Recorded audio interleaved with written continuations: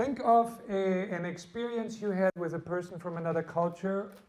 It can be either here in this country or in another country, where what you thought this was about turned out to be different. Because you were judging it maybe on the basis of your own worldview or on the basis of what you saw.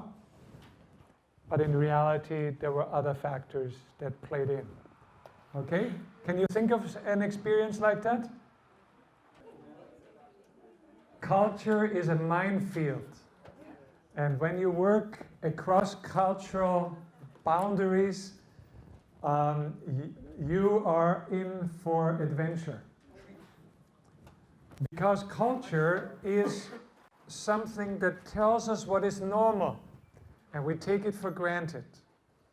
And then when something comes along that is different, we notice it, and sometimes we learn that these differences actually are legitimate.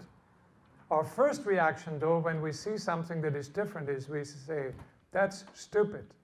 That's not as it should be. It's when it is out of the ordinary, when it is different, that we begin to realize, is there another way? A missionary had a toilet that did not work anymore. Let's just put it there. So she had to turn off the faucet and ask the person that was responsible for fixing all the things. And when she came home, she went into the bathroom and looked at the toilet and said, something is different. I'm not sure that I know what it is. And when she looked, what he had done is, he had basically not had access to a new system that was automatic that we are used to. So what she had to do was, he had installed a spigot that you turn on and turn off. And that was it. So when you had to flush it and you had water in there, you did your thing. If there was no water there, well, then it was your fault because you didn't turn on the water. The problem was, of course, that you would go to the toilet, then you would flush. Then you would turn on the water, and then you would walk out. Oh, sure. And then what happened? Okay. And this was a place where everything was wood, and so on. So it created all kinds of fun. Now, guess what her first reaction was? How stupid! Can these not do it right? Well, what is right? What is right? Now, she was in Thailand. One day, they had this camp and she participated with her students because she was the dean of girls. And they had this outing and they were literally dropped in an area in the jungle where they had to survive for 2 days, overnight, just by living off the land. Guess how she felt? Who was the stupid one now? She had no clue what to do. And if it wouldn't have been for some of her students to actually feed her and help her and to, do you see this, and so on, she would have been in danger. She would have had no food, etc., etc., etc. But they took good care of her. And she said, after that experience, I began to realize that even though they couldn't read or write, even though they couldn't do this or that, they had no understanding how a flush toilet works. They had a knowledge about nature and life in nature that was far superior from my own. All right, so, yes, how do you like that car? So what we will do now is I want to take you to page number, we will go to the second big chapter on communication. And what we will talk about now is starting on page number 14.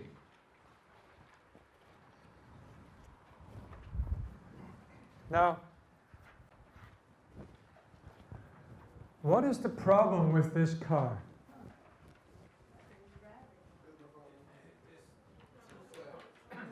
Yes?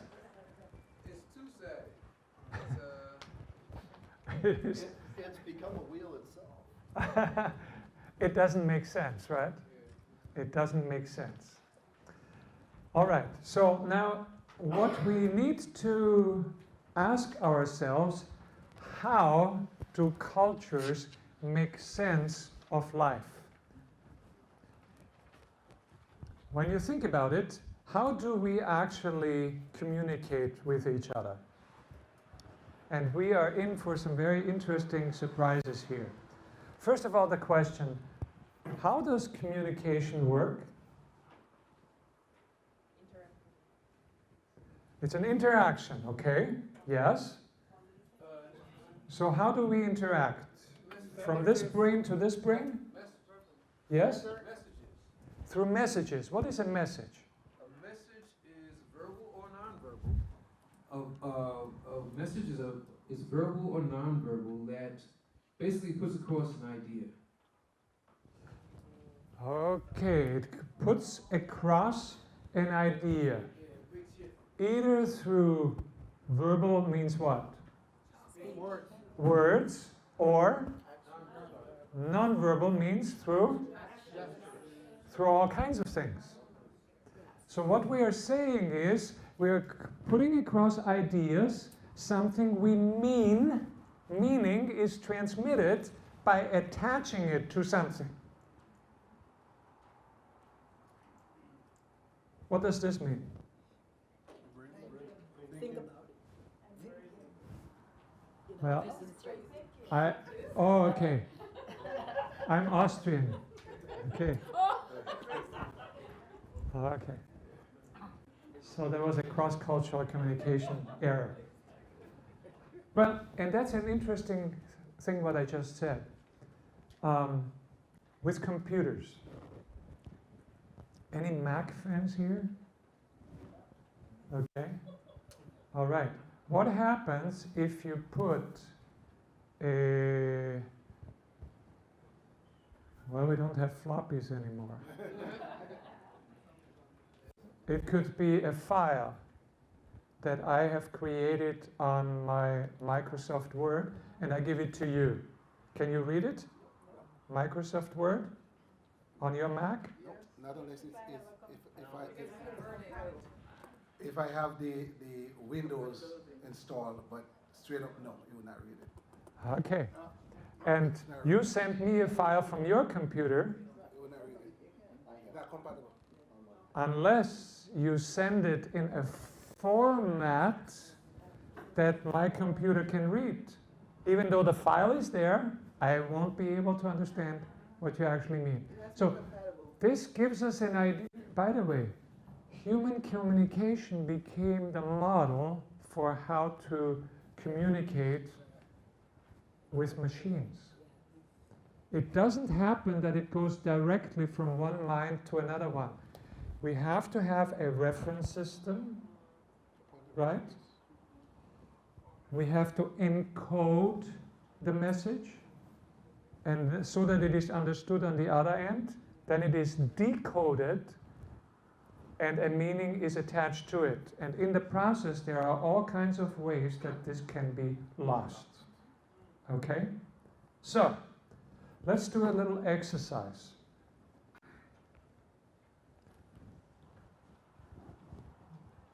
Let me give you an example of how we attach meaning to something.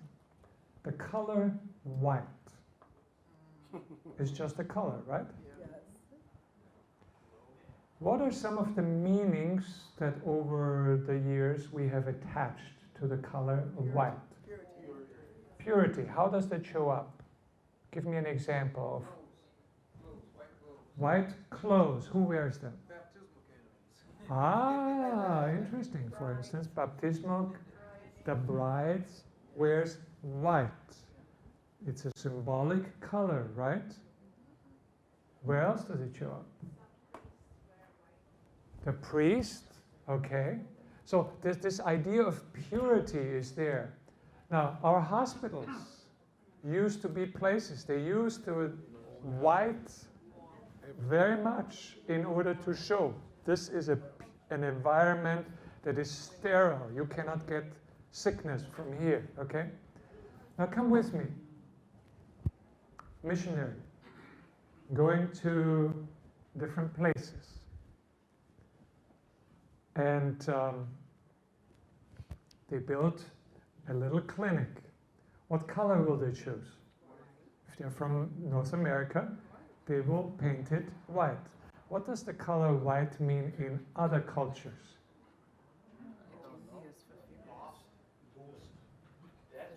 Ghost? Death, somebody said.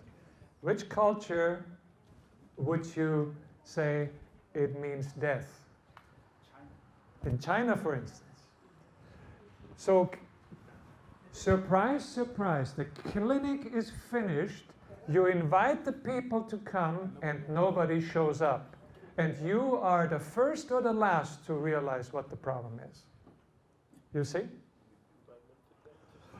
The problem with culture is that if you don't know, you may in fact be the last one to actually know what the problem is, even though it's right in front of your nose. Everybody else knows, but you. So how do you find out? When you are in a cross-cultural situation, when you work with people from other cultures, how do you find out about their culture? Now, fortunately, there's books around. The State Department, for all the refugee categories that are coming into the United States, has little booklets that actually tell you the story of Syria, for instance, or of Myanmar, and so on, with some cultural pointers that are very good. These booklets are available to download as a PDF file, for instance. So if you're a community service leader, they're available to you. There's a fact book put out by the State Department that you can download for free. You can have it on your phone. That gives you all the data that you need to know, of course, from the viewpoint of the American government. So it's always good to have information that maybe is not only from the government, but also from different perspectives. But what is the best way to find out about culture? You know, it's one way to read it in a book. But do you really know what it means always? So one way to find out is to begin to ask questions. But there's a problem. Cultures differ in the way we ask questions and what questions are appropriate. Okay? And so what we need to learn is how to give messages that mean that we love them instead of that we are rejecting them. Okay? And so what I'd like to do right now is, okay, let's go to page number... Okay, page number 14. Do we happen to have a, Pastor, do we by chance have a magic marker? Okay. One thing that I need you to understand is that human communication, anything that we have made, can become a symbol of communication. When you think about it. Now, Virginia Rittenhouse. Anybody know who she was? New England Ensemble. How did she lead her ensemble? What did she use? The violin. Yes, that's right. And you watch her. She would stand in front of those kids and then she would lift the bow, and then when she would hit the strings, everybody knew that's the first tone, and they were ready. They knew that. It was fascinating to see these hundreds young people. Just she would look at them, and then there they were. That is communication. How? Through a bow. Do you have a dog? Okay, some of you do. Now, when I grew up, dogs were these beasts that I just couldn't understand, because I would walk out of the house and then there would be this monster that would come at me and would bark at me, and I would just run back. Now remember, one time I was shopping for my mother, and I came through this arch, and there was this big dog that was running at me, and I had nowhere to go. So what do? You just stand there, and I was scared to death, and I discovered something. When the dog came to me, he still barked at me, but there was something else. The tail. And then I heard them give him a name. I don't know what it was. Peppy, Peppy, come here, come here. Don't scare that little boy. And so on. So I learned something by observing, and somebody actually explained it to me. When he's waving his tail, that means he likes you. Now, I couldn't see that, I couldn't hear that because he was still barking at me, but at least it registered here. But it really only registered when I had my own dog. And now I could see it every day. When I would come home, she was out of bounds, that little dog. We had a little German Shepherd Spaniard combination. And it was so good to come home. But how does a dog communicate? Again, it is movements of the body that mean certain things, and that give signals to other dogs or to humans and so on. So now let's think about that principle a little bit. Thank you very much. In human communication, you can take a form. A form can be anything. It can be a word. It can be a movement. What does that mean? Stop. Stop. It can be a color of a light. Red light means what? Stop. Green light means go. Does it mean the same thing in all cultures? In some cultures, a red light means slow down, and stop for a second and look around. If nobody is around, you keep on going. I did that one time in Loma Linda. And I was actually waiting for 3 minutes at night at 11 o'clock.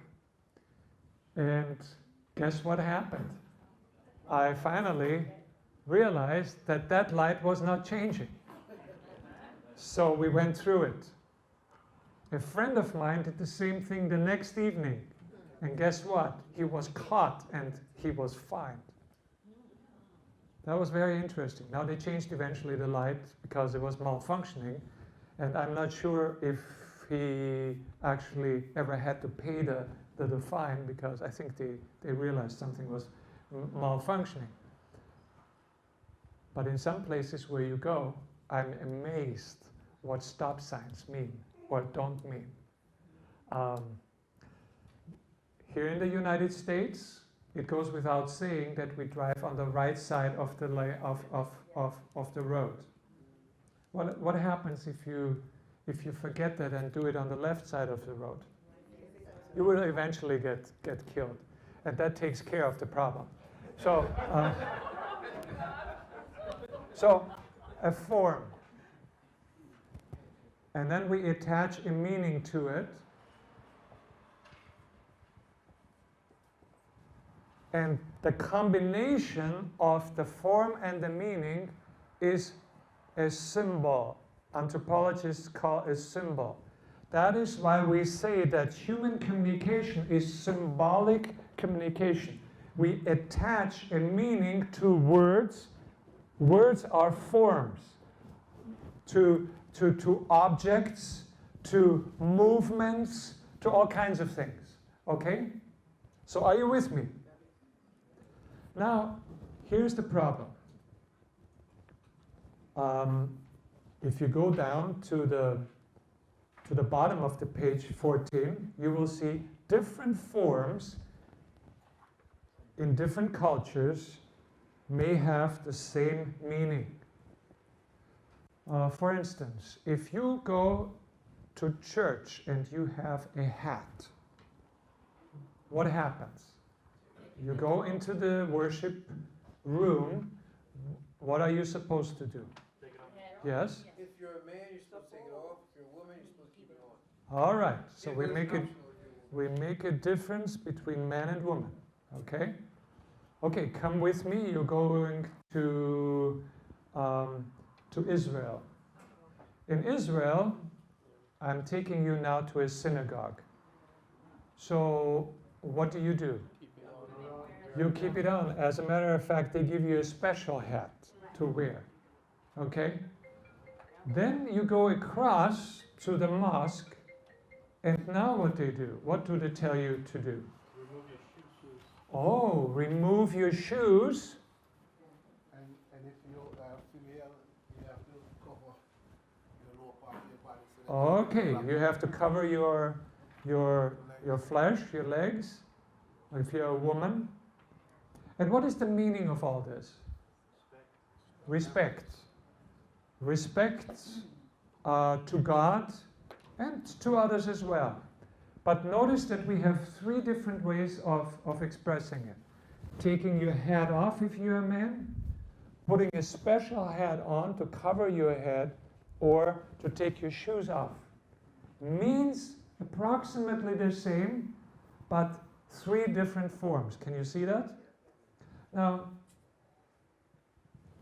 I say approximately the same, because the interesting thing is, whenever you translate between different symbol systems, you lose some of the meaning, or some of the meaning kind of gets messed up. Okay? That is one of the reasons, by the way, why Muslims say there is only one Quran, and it is the Arabic, the Quran that was written by Muhammad in Arab. There are no translations. They don't accept any translations, because translations always are interpretations. And you know what? They are right. They are always interpretations. Now, I know there are some of you in the room that feel that there's only one English translation that should be read. It's the King James Version. And the interesting thing is, that is so rooted among some of our saints that when the Andrews Study Bible was put out, they could not choose the best translations available. They had to choose the New King James Version. That was the only version that would be acceptable. Now, remember, they were also competing with other study Bibles that were the King James Version plus Ellen White quotations in it, and the King James Version and the study Bible from this or that independent ministry and so on. So they had to compete, and they realized that if they wanted to reach as many Adventists as possible, they had to use a version that was considered a good version. Whether or not it was the best version, that's not the point. Because we have a similar mindset as the Muslims.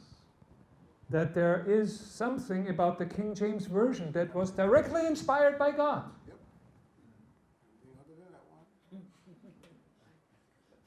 Even though as a foreigner, and if you are a foreigner you can relate to that, when you read the King James Version, you don't understand half of the text. Because it just doesn't make sense, some of the words that are used. And when you are used to a version that actually makes sense, and then you go to the New King James Version, you sometimes ask yourself, why do they need to make it so difficult to understand? Even in the New King James Version. Now, I have been with the New King James Version now for the last 5 years or 6 years since the Adventist, the Andrews Study Bible came out. And I like it now because I have learned to read the mind of the translators, what they really wanted to put into it. Yeah. Okay, but now the opposite is also possible. Not only do you have different forms and the same meaning, not only do you have different words to say the same thing, this is what we were just talking about when we talk about translations, but you also have different meanings and the same form. Does anybody have an example of that? Table. A table. A what? A chair, a table, a couch. Okay. Would you like to explain that, Mary? Well, What does a table mean? well, that's a word. Yes. It's not a physical place. The physical table could be different from your mindset to mindset. Okay. Yes. And that is very true. Okay. Now, we already gave one example where the color white was the same form, the color, but it meant two different things, right? In one culture it means purity, in another culture it means death. So that can be a gross misunderstanding when you think from one culture to another it translates. You know what one of the problems is with cross-cultural translations? Very often when we work with other people, we think if it looks the same, it must be the same, right? But is that always true? Do you know the company Parker that makes the pens? Okay, that's a pretty sophisticated company, and those pens, they are quite expensive. So they wanted to go into the Latin American market. So the advertisement that they use in the United States was, you can put it into your pocket and it will not embarrass you. Why? Because it doesn't leak. Okay? So they went and they translated into Spanish. And they translated, it will not embarrass you. And because there is a word in Spanish, embarazar, whatever, they use that word. And what does that word mean? It won't impregnate you. That's right. That's what they basically translate. And that was a sophisticated company that actually made that mistake. Can you imagine that? So when you don't know, you are in danger of actually making the same mistake. Now, go to the next page now, and let's talk about why cross-cultural communication is so difficult.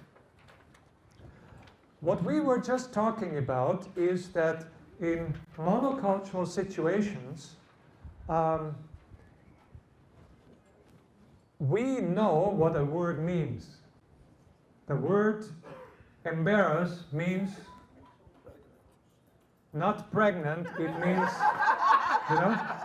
But when it goes into another one, then suddenly we have something else. That word meaning, however, is the interesting thing. That word meaning is the easiest to translate.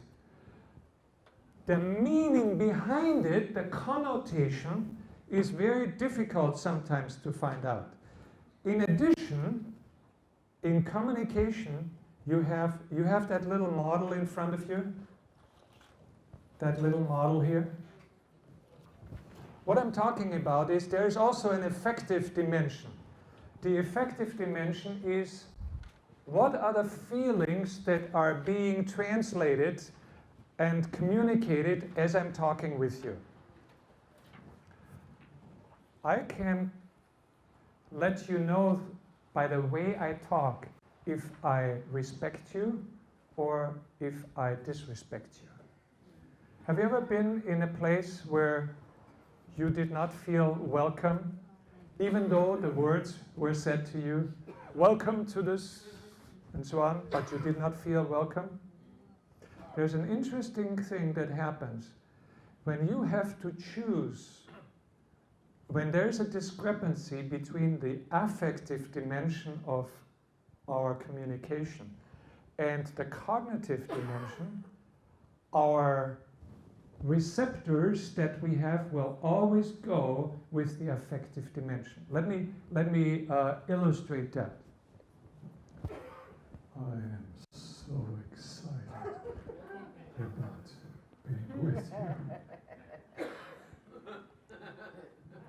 Now, if you understood what I was saying, you understood that I was lying, right? Yes. I was barely getting the words out, and I was talking about being excited to be with you. So excited. Okay? You will always believe the feeling that is that is brought out more than the words. By the way, have you noticed why Jesus' messages were so powerful? Now, it says in Scripture, nobody ever talked like him. Okay? So does that mean that he spoke more beautiful words than anybody ever used? I think so. You think it means that, huh? Yeah, it was Jesus. So he must have had a special language. How he talked about God. Let me suggest also, there might be in addition to that, because I do believe that he probably talked about God in ways that we cannot imagine. But there was also something else, and that was when Jesus talked about his Father, he talked like somebody that knew what he was talking about. Does he know him? He actually knew his Father. I know, we are pastors. Ellen White one time, in one of her books, says that she had the chance to be together with an actor. And I forget what the circumstances was, and they were talking about the fact, why is it that we have such a hard time bringing people to church? And that actor turned to her, or was it to the Archbishop, I think, yes, Archbishop. And an actor had a meeting, and the actor said, you are talking about things that are real as if they are not. And we talk about things that are not real as if they are. And then she makes an argument that it is okay in the pulpit to show enthusiasm about the things of God. Now believe? That is a message to me as a white person, because when I am with some of my black brothers and sisters, and when I experience some black preaching, we just had Leslie Pollard in the seminary. And I can tell you, I have a white Danish, so that's Scandinavia. I mean, they are as unemotional as they come. And when he came into the room, he had this smile on his face and he was energized. You can see. I said, well, you look good. What happened? He says, I just come from a sermon. You should have heard him. And then he told me all about it. And you know what? He knew the text. He knew the main words that were used over and over again. And he knew the message. And he said, and by the time the conclusion came, the room was in such uproar. There were so many people standing that I couldn't even understand him. But he walked out there energized. And we went to the cafeteria, and there was my black brother from the seminary. He was speaking to another one and so on. They were still talking about the sermon. Does it ever happen after your sermons?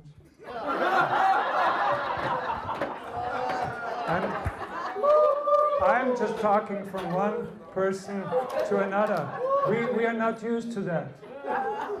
I know that I mean, did you hear his worship talk this morning? I mean, I was just energized listening to him. He certainly is a good preacher. But still, it pales in comparison to some of the black preaching. When I was in St. Martin's, that beautiful island that now is in shambles, I was at a youth congress. And on Sabbath morning, I wasn't the preacher, I was the preacher for Friday evening. But on Sabbath morning, I was sitting on that platform. And I made one mistake. I didn't bring my earplugs. I have never been, ever in my life, in a setting where my ears hurt that much. But I couldn't fault it. I was with my brothers and sisters, and the celebration about the presence of God, I don't want to miss it. It was just beautiful. It was so energizing that I walked out of there like I was drunk. Drunk with the Spirit. No, I say that because it is so easy. What happens in a situation like that? See, what happens is I have to be willing at that moment to identify with the person or with the community where I am. And it is very easy for me to just take a step back and to become basically disconnected and just to watch as an outsider. When you are inside, boy, it takes you to new heights. But that takes cultural identification.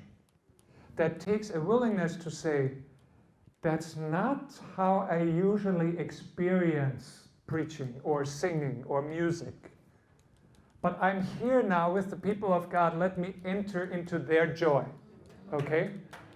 And it is not always possible for me to do that. It is only possible when I trust the people around me. And when I'm making an effort. But can you see that? Okay. Can you see that in cross-cultural situations, that does not come naturally. You have to do it intentionally. And we use the word identification for that. And let me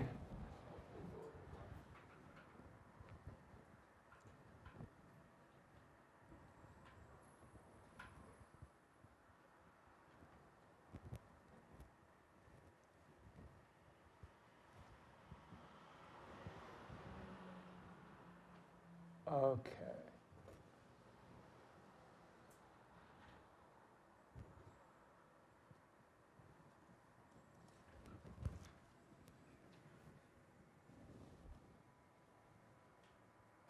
There we are.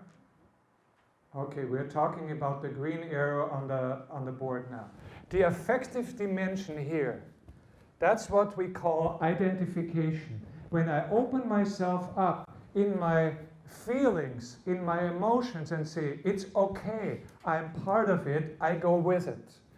This is where I communicate love and respect while being in communication with somebody. The cognitive level, that's on the level of words. Now, I'm good with words. I'm an academic. That's where I spend most of my time. But communication scholars tell us that most of our communication actually takes place in the nonverbal realm. This is the verbal realm. This is the nonverbal realm, where we show what we really mean through movements, through tone of voice, through how rapid we speak, etc., etc. And that dimension up here, the evaluative, that's a very interesting dimension. What would have happened if I would have walked into this room this morning after we had the great inspiration about the missional leadership of the church, or the missional church? And so I walk down here in my blue jeans and I have an earring. Now, whether or not you like the earring, you would not be able to stay away from it. You would see it.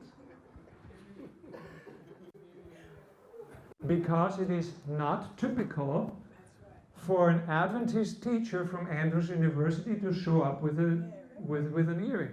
One time when I was teaching in Brazil, I was actually doing that. I didn't put an earring on, but I put a cap on, and I put goofy glasses, and I tried to come like a beach bum, you know. And of course, they immediately recognized who it was and so on, and they started teaching about cross-cultural communication.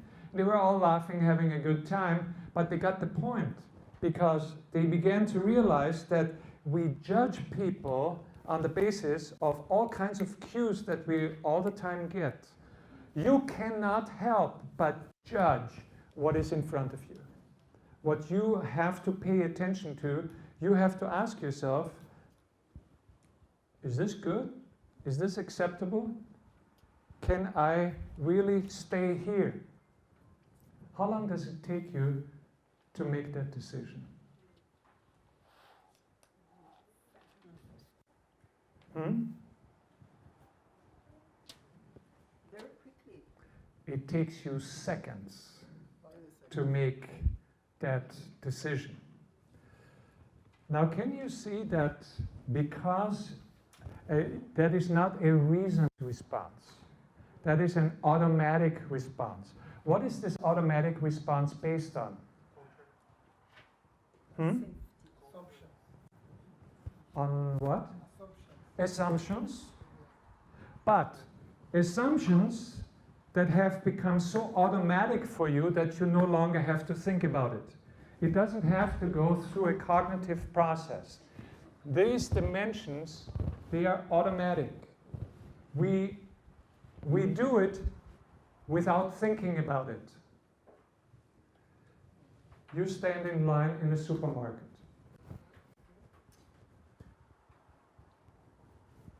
And while you're waiting your turn, there's this teenager with his cap and so on, and he cuts into the line. What is your reaction? You automatically react. Now, it takes you a split second to evaluate if it is safe to show your anger. Because under certain circumstances, even if you feel it's wrong, you would be very careful how you react. You let it go. For instance, you drive on the freeway, and then suddenly you see the lights. You have no idea why they picked you to be stopped, right? But how do you react? Your mommy and your dad has told you already what to do in that situation, right? What did they tell you? When a police officer stops you, what are you to do? Pull over, stop. Then what? Put up your hands. Keep your hands visible on the steering wheel. And then what? Wait until he comes. When he comes, let your window down and do only what he tells you to do. And do it as direct and as visible as possible, so that there can be no misunderstanding. Now, why are you so anal about this?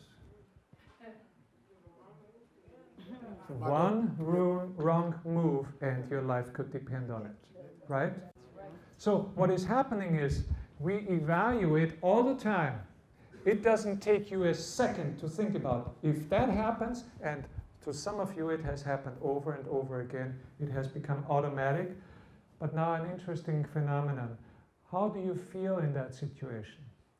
You have gone through it already dozens of times. Does it get any easier when it happens? It is always a very nerve-wracking situation, unless the officer himself does something to put your fears down. And more officers are learning to put you at ease. but it is still a slow process. Communication, and especially cross-cultural communication, is a process that needs to be learned. It does not come automatically. Now, nonverbal communication is actually even more important. And so that's what I'm talking about when I say, unless an officer has learned how to put you at ease, he may use certain words, but it's not only the words that he speaks, it's the way he says it, the way he moves, the way he stands, the way he looks at you. And it's an interesting thing. We humans, from birth, have learned how to read eyes. Have you noticed that? Those of you who are mothers, when you had that baby the first time in your arm, isn't it interesting that where does the baby look? Baby looks all over the place, but very soon it begins to focus on something. When it learns to focus, what does it do? It looks you into the eye. There's something that happens between eye and eye. It's almost like through the eyes there is a window into your heart, and you bond in ways that are just amazing. Now, how do we learn culture? How do we learn how to communicate? I experience it.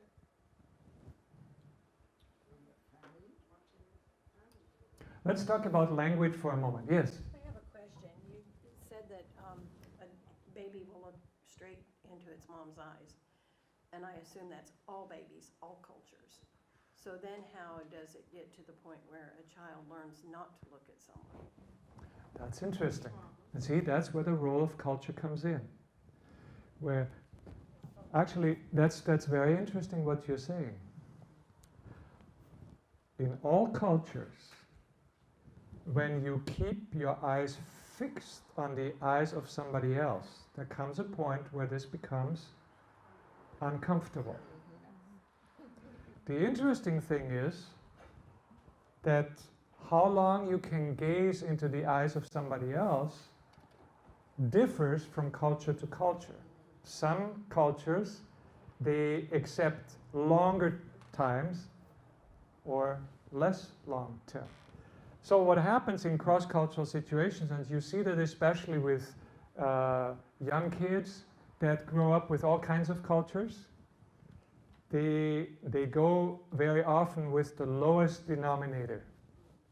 In other words, they learn, okay, when I'm with so-and-so, it's this. When I'm so with this.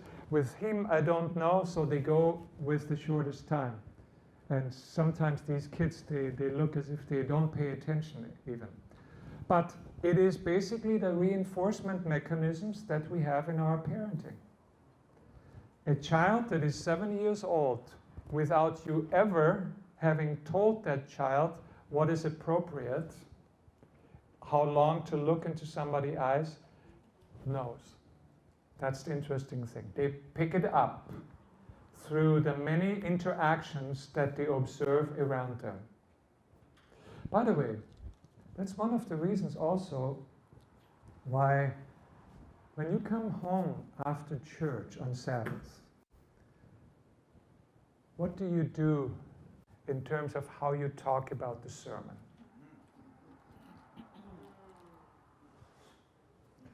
Many of us are not even aware that these ears around us are just tuned into us.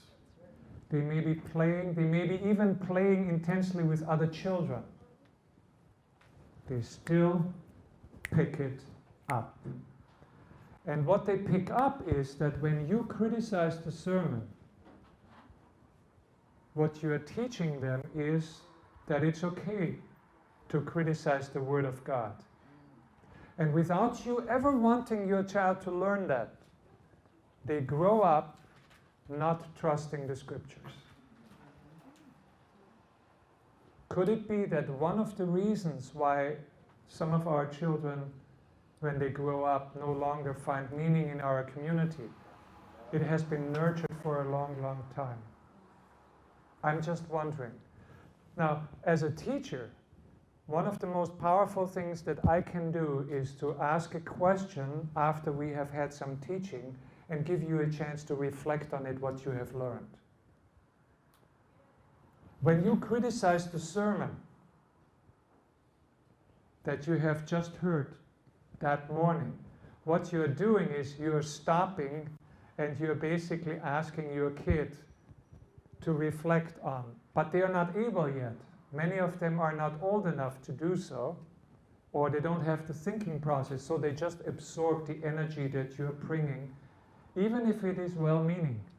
So we need to be careful how we're doing it, because you're very right, whoever asked the question, how did they learn it to not look? And what happens is, if they do look, then when they are getting old enough, usually when they start going to school, or sometimes when they are around 10, that it depends on the culture. When they misbehave, where they are disregarding some of these cultural rules, very often there are dramatic consequences. And in most cultures around the world, that means minor pain. And if you don't hear, or if you don't understand, then it's major pain. The reinforcement mechanisms are very well developed in most cultures.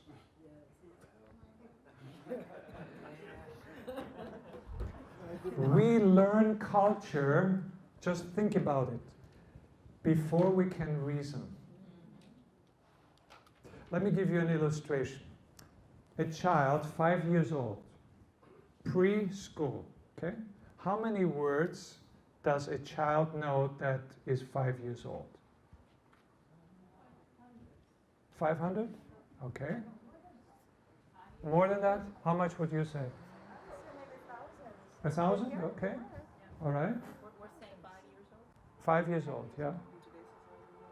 Anybody wants to give a little bit more? Come on, give a little bit more. 4,500. There is somebody who is optimistic. 4,500 words. That's 4,500 words.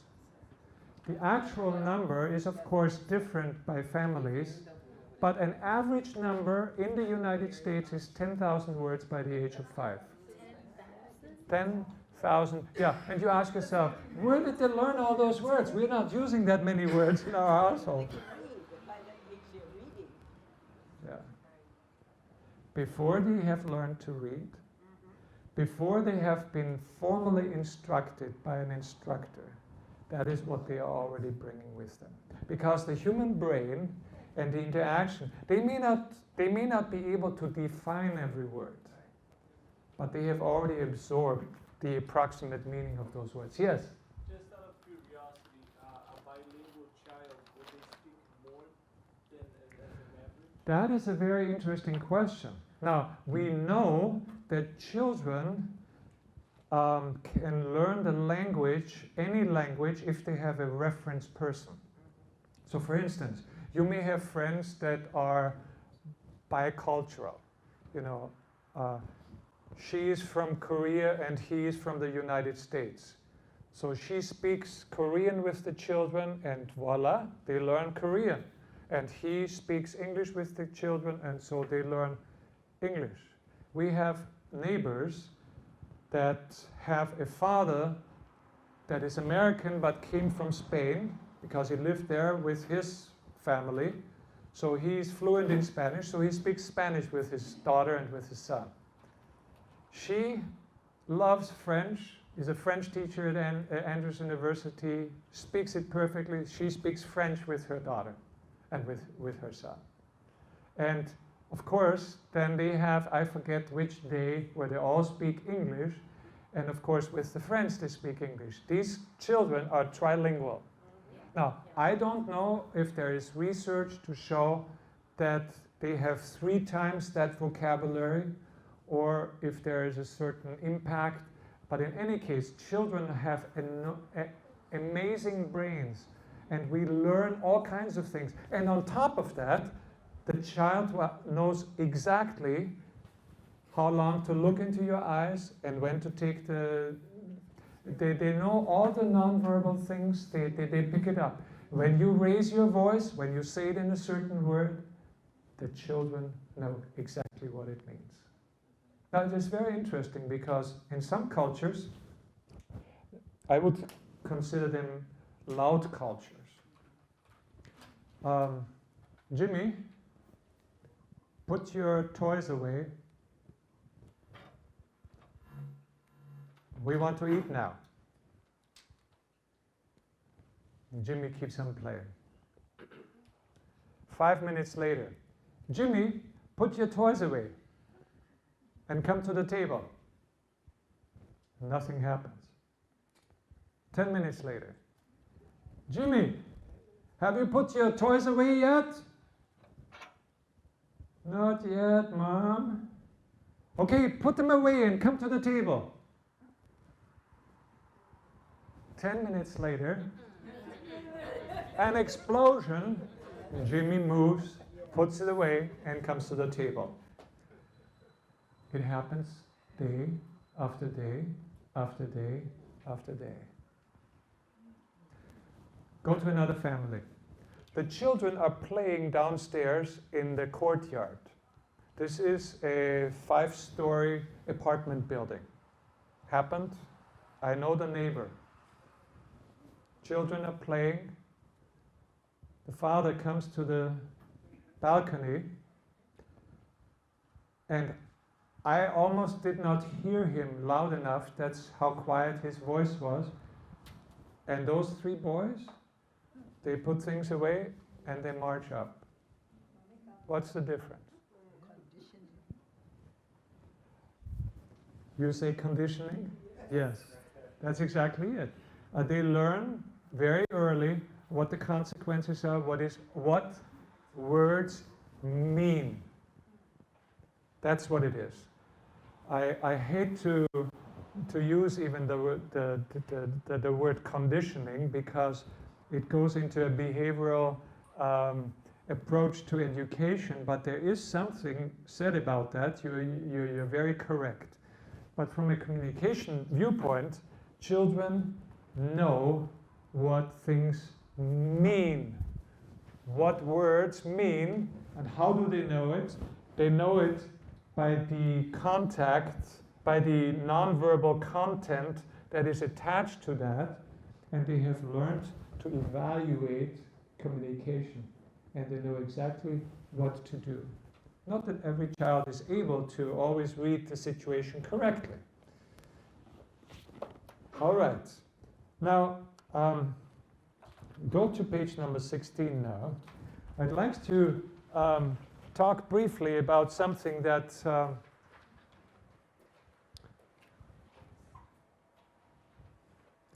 well, actually, before I go there, did you notice these things? What is that? These are filters or noise and so on. I know this is a very inadequate model of communication. I'm not trying to compete with the communication books. All I'm trying to say is that your culture, the meaning that we attach to certain things is different, and therefore the transaction between the sender and the receiver needs to go through an encoding process that is not always clear until you learn how to interpret the other culture. Okay, but now,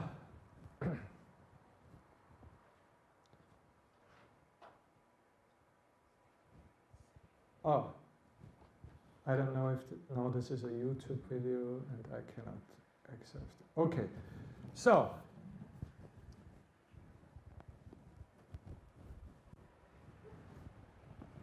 have you ever said that yourself? Why doesn't she just say yes or no?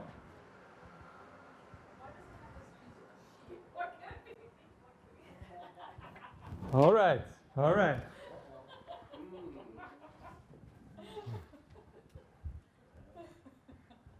Yes. So my implicit bias is coming through. So what does that first one mean?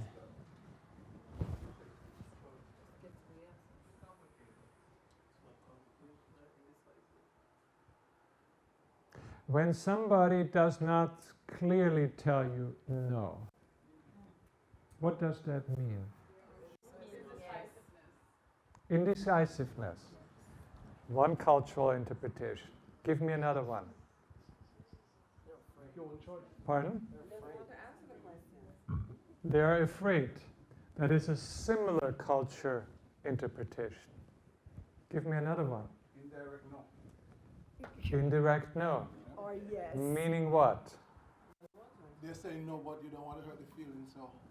You're saying no, but you don't want to hurt the person's feelings, so you just either say yes or no. They make their own decision.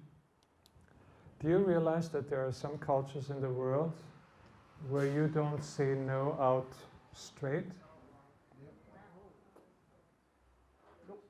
You avoid that word almost at all costs. Now, for some of you, that comes as a surprise. Okay, let me give you an example. Would you, I'm having a party tonight. Would you please come to my party tonight? Yes, I will. Okay, yes, I will. Now, let's say somebody says, oh, that's nice of you to invite me. What has this person just said? How many of you say they just said yes? Okay? How many think that your reaction would be, yeah, they said yes. You are unsure. But some of you know that what that person has just said is a no. It's a no. But because of your own culture, you hear the positiveness in there and you cannot read it right. So what do? You go home, you prepare the party, and who does not show up? Yeah. Now, let me give you another example. I'm having a party tonight. Will you come to my party? Sure. Sure. What if the person says, my son has a birthday. Now, especially when you plan something ahead of time, let's say that the event is in 1 week, they will not tell you that they will not come to the party that you have planned, but they will give you clues. And the clues usually are very, very clear from their cultural viewpoint. They will tell you something is happening or something's, and they will often couch it. It's very nice to invite me. And they will not say but. Like in our language, that would give us the clue. But, oh, I cannot come. But they will say, and sometimes they will throw it in a little later. My son has his birthday next week. They may not even say on the same day. So it doesn't register for you immediately that what they're doing is they're letting you know because they are not sure that you really got it. It's an indirect culture. Let's go to the next one. Why is he always staring at me like that?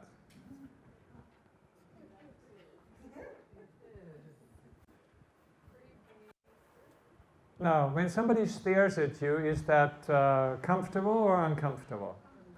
Typically uncomfortable. But what does it mean?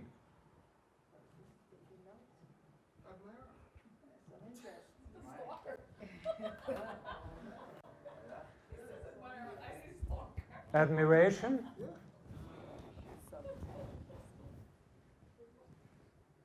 This is very disconcerting for Americans. You will get up in the morning and there is maybe a little place in your curtain and you see a face there pressed to the ground. Also neighbor. Now that would not happen in the United States, just to kind of clarify here. But it is very possible that that happens in some other places. You go into some African cultures and by definition, you don't have to be invited into the house. You come into the house. As a matter of fact, one of the reasons why they don't, for instance, you as a missionary, you are there and you wonder why nobody ever invites you. And you go to somebody that knows the situation, that you trust and say, I'm wondering, but I've been here now for 3 months and nobody ever invites me. Oh, you're waiting to be invited? Well, they are waiting for you and you never come. In some places, you will get up in the morning and you find already somebody in your house. To your chagrin, because what is that for you? How would you interpret that? Uninvited guest? Intrusion? Disrespect of my privacy? Well, let me give you some good news.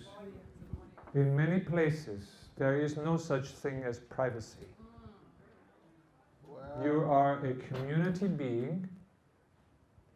The reason why you are is because of the community.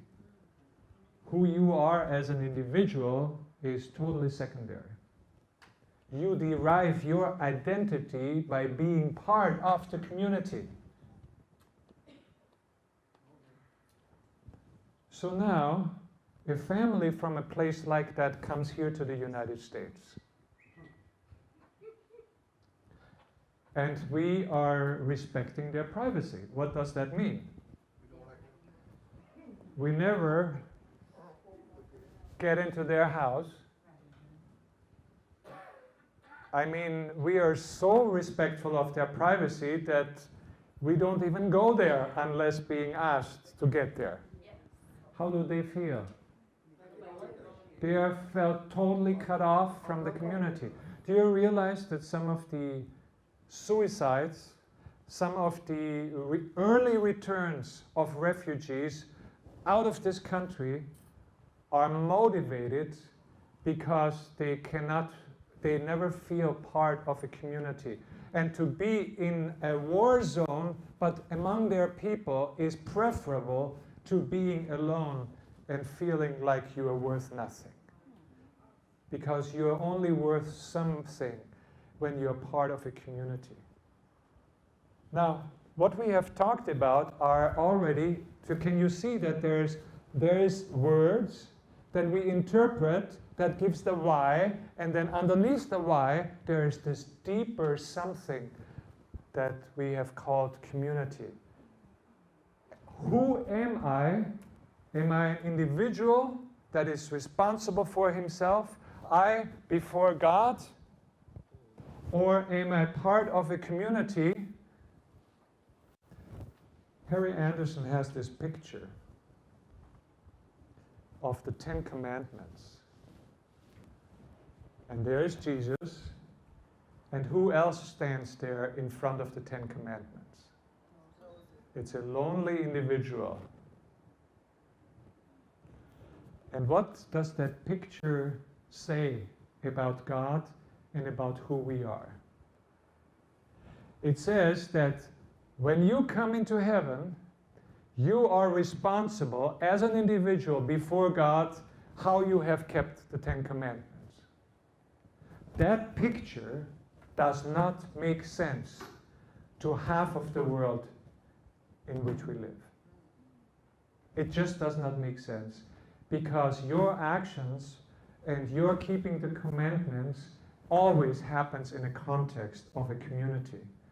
And the only way that that could be pictured would be by having a community there around the 10 Commandments, celebrating with Christ who he is and so on. Even judgment is a community affair. Now, I want to highlight that a little bit more, and I want you to now go to another page, because I'd like to now look briefly at 8 culture dimensions. It starts on page 18. Now, this now gets into the nitty-gritty of cultural differences. And what we are trying to do here is raise some understanding that cultures actually really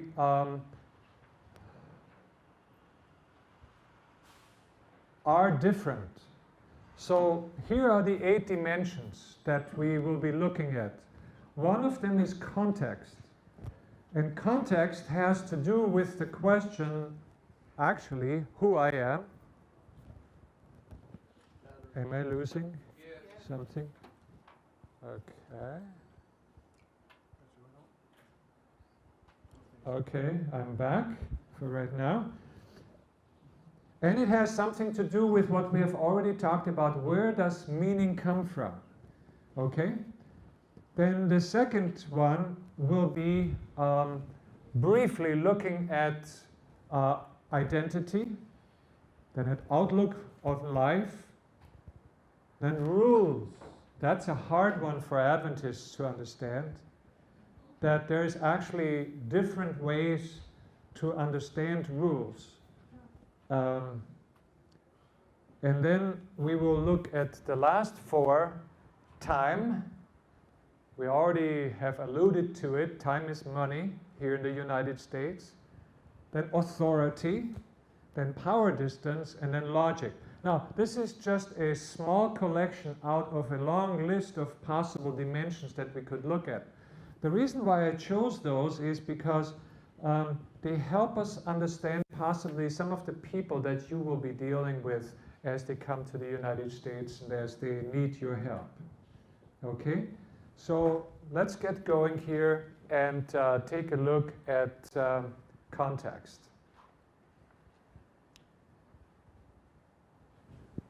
I will start with what is not familiar to you first.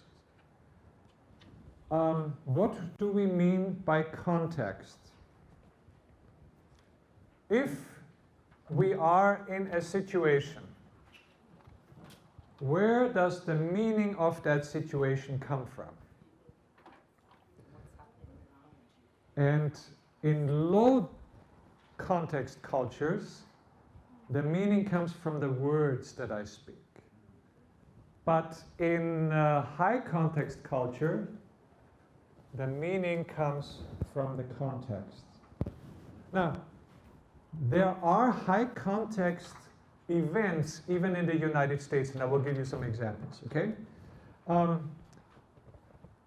But let's take a look at the contrast here so that you have an understanding. In high context cultures, okay, could we have a battery?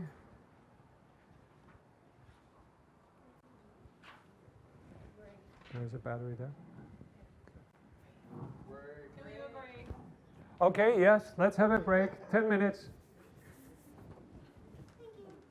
Let's say that you get a grant for a ministry project from some city that you are from. You do the project, and now, to top it all off, you are saying, okay, let's celebrate that we have been able to implement this project. What will you do as you plan for this event? What are some of the things that you would be thinking about? Here's what I would like you to do now. Get out a sheet of paper or use one of the back pages or so and jot down 3, 4, 5 things that you would not want to forget in your planning for that event. How would you plan it? A celebration of finishing a project. Where would you hold it? How would you do it? What kind of activities would you think is appropriate? What kind of clothes should people wear? And so on and so on and so on. So here's what I will do. I will just ask some of you to read your list. Is that okay? Yeah. Even if it's incomplete, don't be bashful. I just want to give you an opportunity to share it with the whole group as we are getting going, okay? So, may I ask you? Okay. I was planning a graduation for a program that we did. And the first thing, we rent the hall, order the food, invite the guests, plan the program, get the certificates and awards, and all the platform participants. Okay. Very good. All right. Now I want a man. You're going to give us your list. Okay. Food, invitations, place to celebrate, gifts, awards, music, games. Music, games. Very interesting.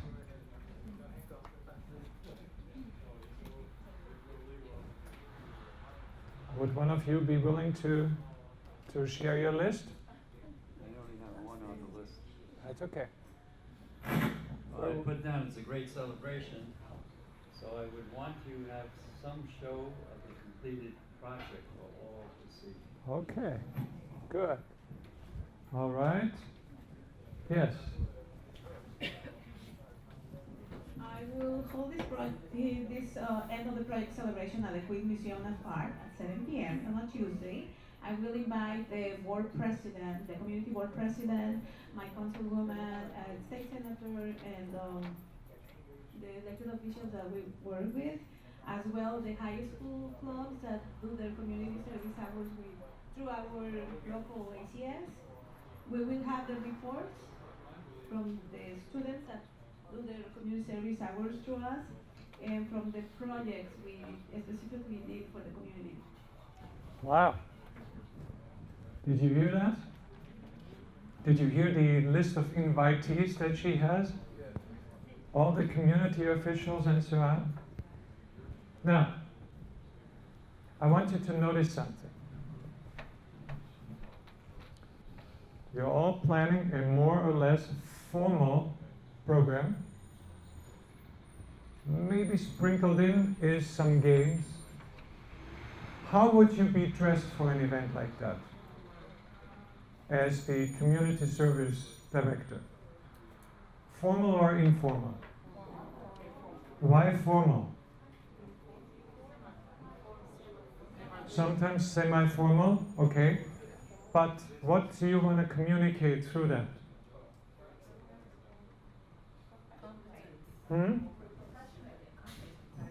Say that again. That we're professionals. Professionals. And we express that how? And the way we conduct ourselves in our department. Okay. And in the way we frame the event, and by the way we invite people that have importance in the community. Okay? So this is not an event that is just informal, a few people getting together.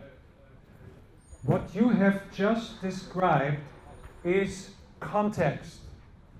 And in some situations, Americans are high context. That's what we mean. High context is the surroundings of an event, where it takes place, the flowers that are there, the awards, the plaques, the speeches that are planned and that are being given. All these are very formal, high context things. But now come with me to a typical American event.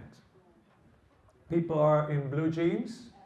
That's the uniform of get-togethers and so on. It's all informal, but let's say it's a birthday thing. At some point, somebody will get up and will give a speech. And then whatever is said in that speech, that's about as formal as it gets. Because in low context cultures, in low context cultures, it is the message that counts more than what is surrounding the event. When I come to certain meetings of the division, for instance, or the general conference, how are the people dressed? They're all in their suit. Now we're having a retreat with general conference officers. What happens? They're coming more casual. Okay, now come with me. This is now an international event in Moscow. Happened this February. We are being told to come business casual. How are the international guests dressed? They come with suit and tie. How are the Western participants dressed? No tie. Many of them don't even have a jacket. They have nice pants and so on, Dress shoe. and so dress shoes, but some of them even come in short sleeve shirts. Now, not in February in Moscow, but you get the picture. The difference is low context culture, high context culture.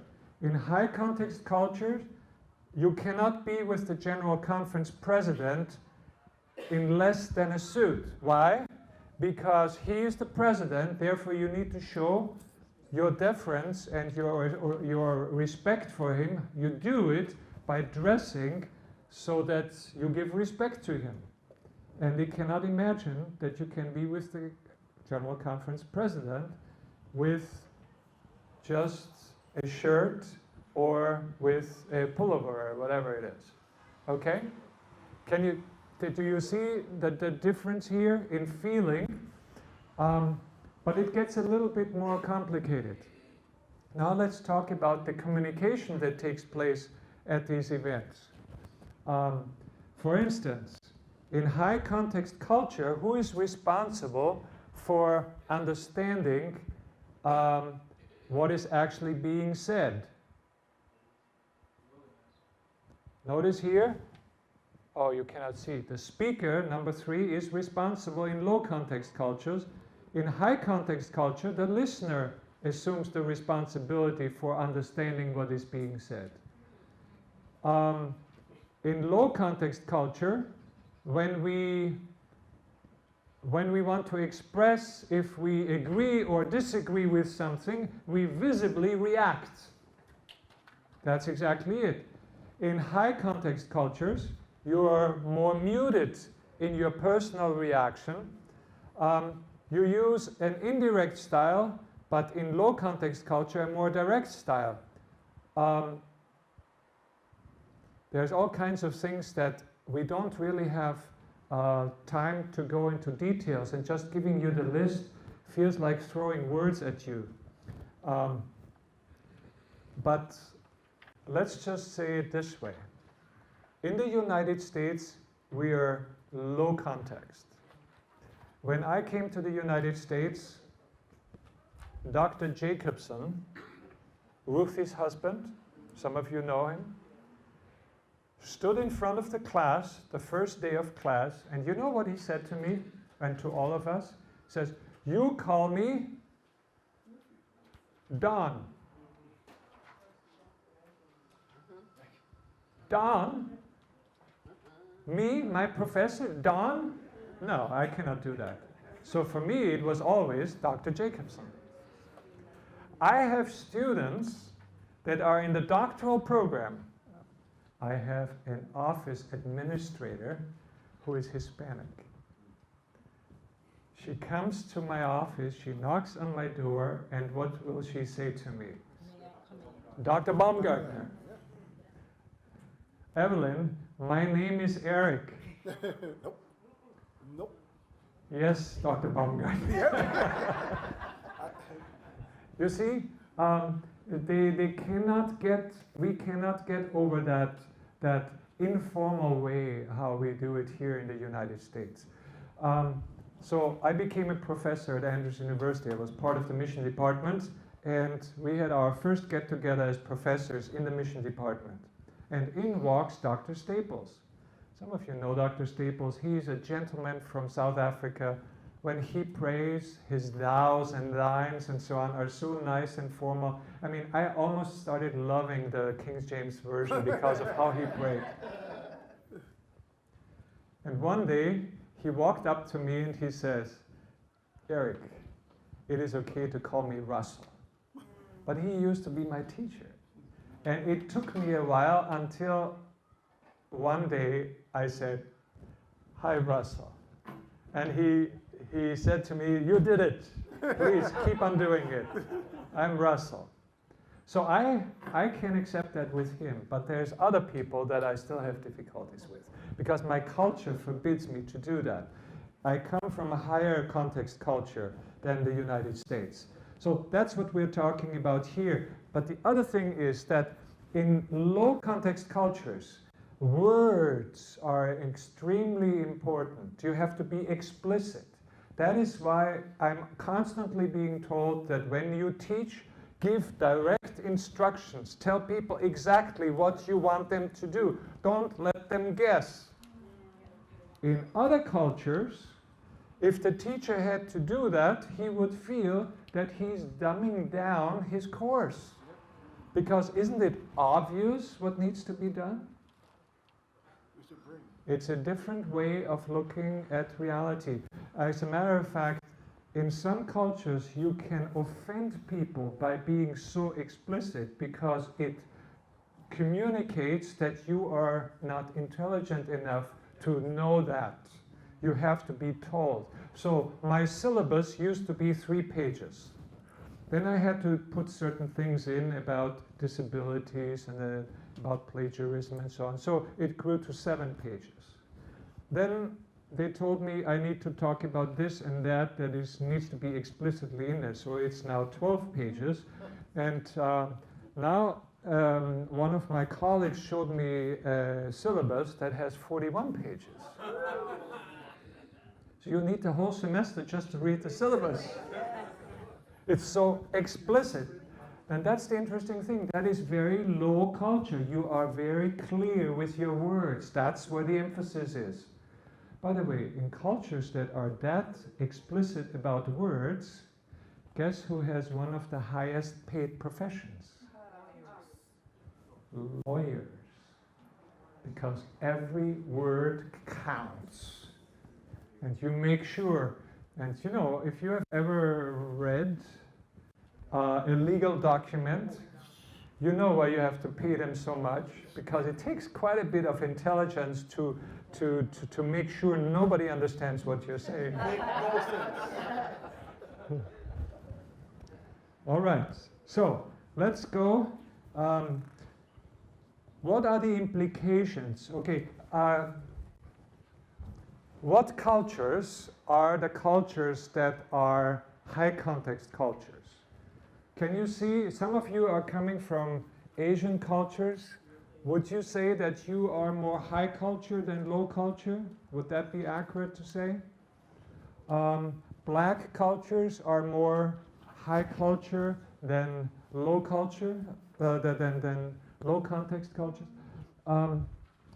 You know, when I go to a black wedding, it's amazing to me how much every detail has meaning and is planned very, very well. No, it's not that white weddings are not planned that way.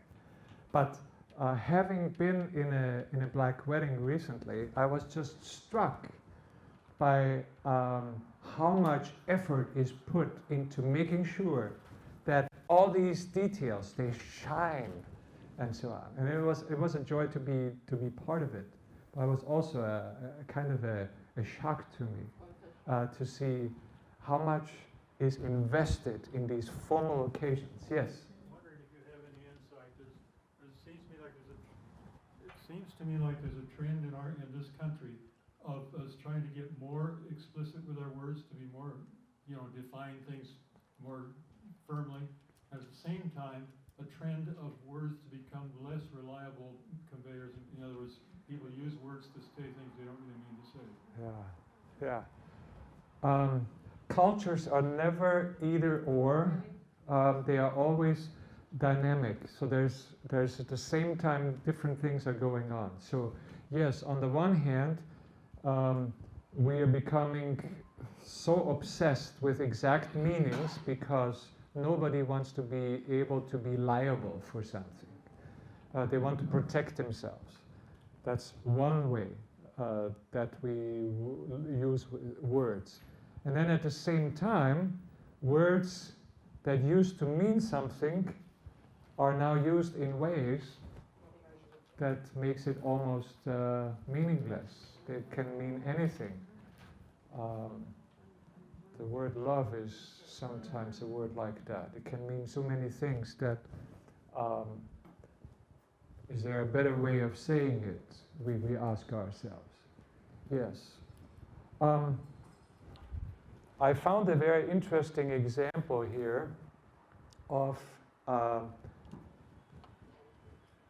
that is a Chinese symbol for listening. Do you notice something?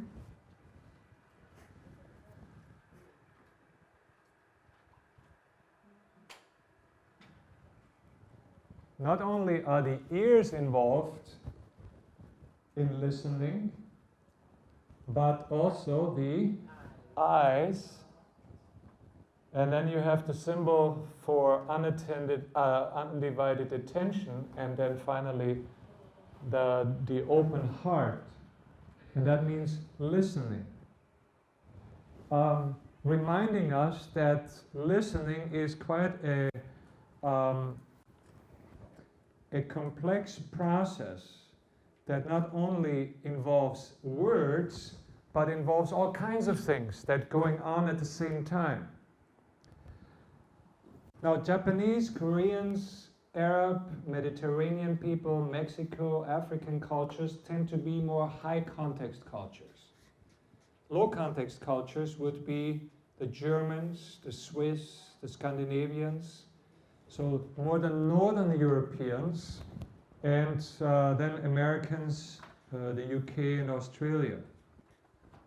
Now, one curious thing is that in high context communication, even silence becomes very important.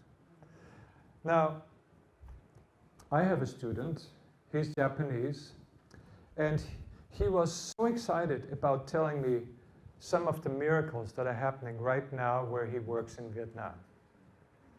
And so he took me aside during roundtable, and he wanted to tell me that. And the interesting thing for me was that before he started, he looked at me and then he looked away, and then there was this pause, 2, 3 seconds.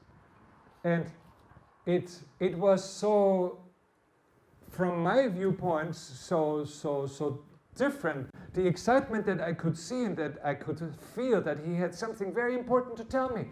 And this prolonged pause. And then he started talking slowly and so on. And then again, a pause and so on. And I began to remind myself what I knew about his culture. That in Japanese, you pause, the more important it is. The more you pause what you're actually saying. And he told me some amazing things that are happening right now. Now, he happens to be the manager of ANA, the All Nippon Air. He's an Adventist. And God is using him. The government just approved a seminary that can be built in Vietnam. So no wonder he was so excited about it. Korean proverb, empty wagons make the most noise.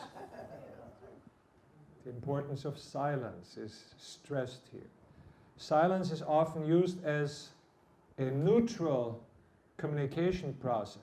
So, for instance, the French, they tend to be silent when they are with strangers. If you ever been in France, you're sometimes frustrated by that because instead of being involved, they just seem to be quiet and as if they have nothing to say. That's not true.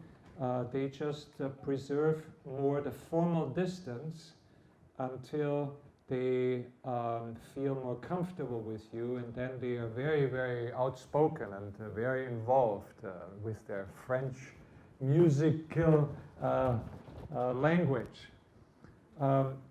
Americans tend to like to break the ice. If there is quietness, Somebody always jumps in to do something, and even if it's to make everybody laugh. So, what are the implications for ministry if you come from a low or from a high context culture?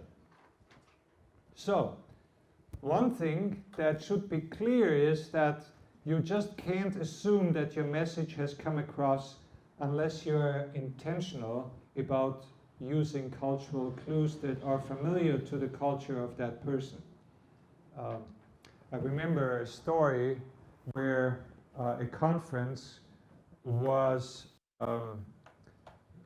a Korean pastor had joined a conference, and they were telling him that they wanted to officially welcome him. So they said they would meet in such and such a restaurant. Guess how all the Americans showed up? They showed up with nice, you know, just from the office, but they left the jackets in their cars and they took off their ties. The only one who came in the tie and in jacket was the Korean pastor. And afterwards, he remarked to a friend, he says, I don't understand these Americans. They said they would welcome me, but it didn't feel like a welcome. Because a welcome for a high context culture would be, you know, a more formal setting, number one, flowers and arrangements and etc., etc. And then at least a speech or so, but this was just going out in a restaurant, and then at some point the president got up and said, we are so happy that you came, or that you're part of us, and so on, and a few more sentences, and that was it. That wasn't a welcome. Welcome, in his mind, needed to be a much more formal situation. And why? Because he comes from a high context culture, and you communicate what you mean through the formal context that surrounds an event. Okay, so that's what I'm talking about in the second paragraph. So if you are from a high context culture, you should know that you cannot assume that people will know without you explicitly telling them. Okay? So when you have a tendency not wanting to say no, don't be surprised when people misunderstand you. Here in the United States, you have to be explicit. And that's not a sign of stupidity or that Americans are dumb. That's just their culture. They are used to being explicit about that. Okay? Even though for you, who comes from a high context culture, it feels that you're dumbing down, that you are doing something that only stupid people need. No, no, no, no, no.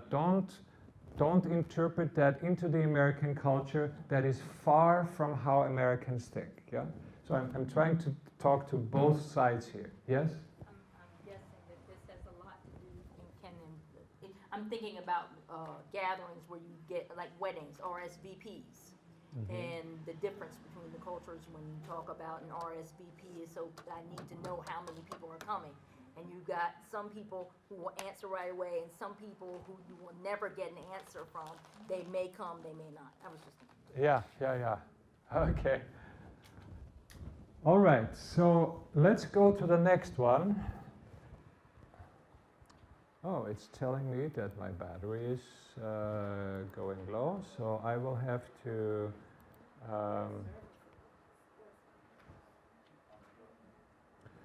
okay, let's talk about who I am. We already talked about that a little bit, and by the way, high context cultures tend to be also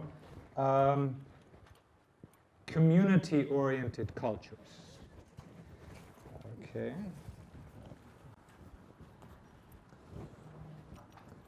Could I ask you to help me just to...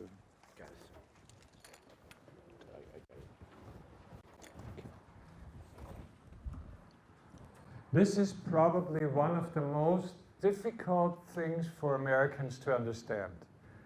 Now, as I look at you, many of you are at least used to community-oriented cultures, community-based cultures. And you have probably lived long enough here that you have already made the bridge between the two types of cultures. But it is unbelievable inconceivable for North Americans that our identity is derived from a group and that I'm nothing without the group. That is foreign, totally foreign to our thinking. I come from a German background, and you have to understand, Luther, when he stood there and he said, "Here I am, I cannot do anything else." And he stood in the face of the papists and in the face of the cardinal and of all the officials and so on. He stood his ground. He became, for us, the symbol of a person that could stand up to an institution on the basis of individual conscience. That is the root of individualism that eventually led to the culture that we have here in the United States. That's where it started. Before Luther, there was no such thing as individualism as you know it. So it's not that old. On page 21, you notice the African proverb. If you want to go fast, go alone. If you want to travel far, go together. We live in a society where I is a good word. There are societies where if you always say I, they look at you and they say, how selfish, how self-centered. We is what counts.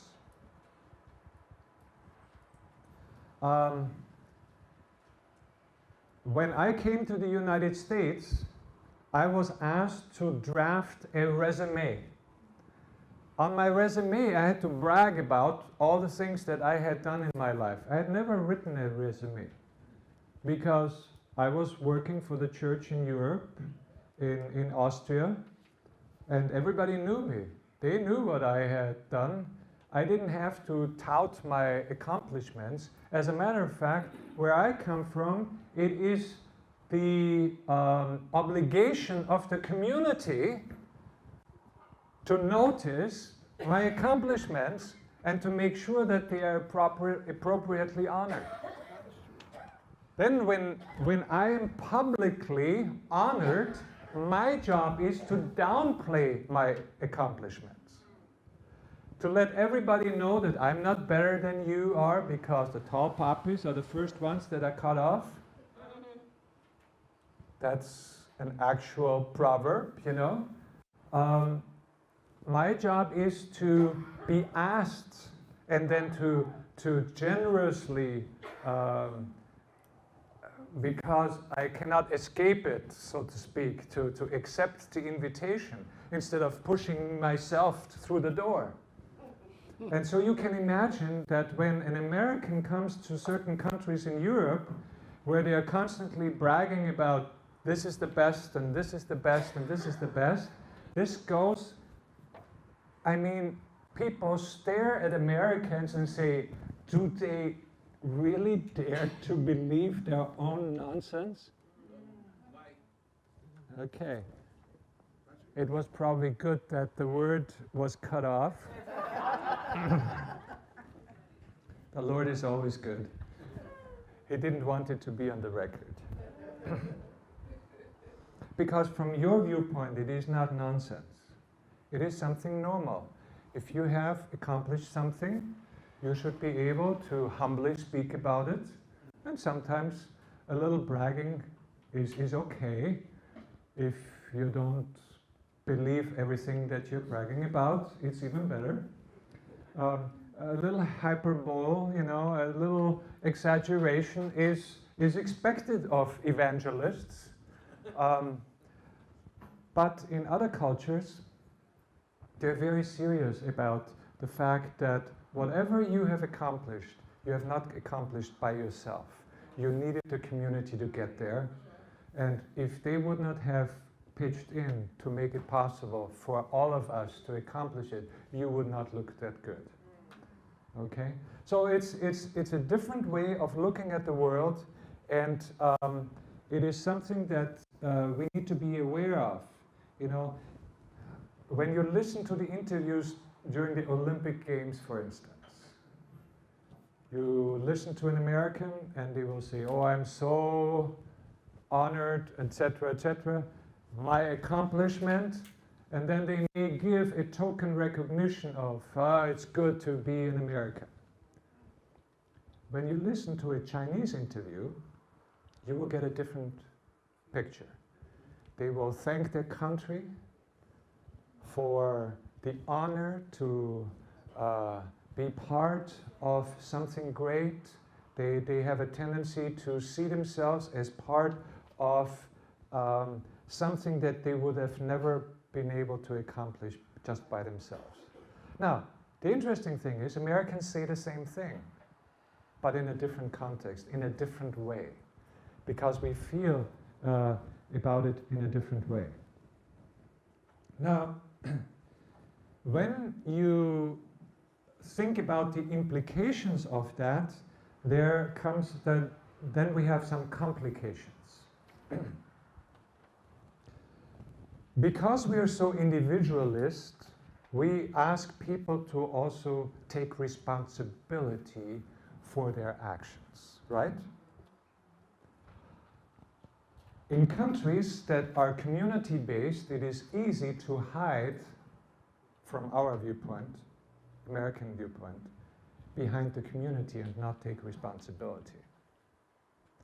And that sometimes can get us in trouble when we start comparing the two cultures. Community-based cultures I'm having some troubles with the microphone. Community-based cultures tend to be shame-oriented.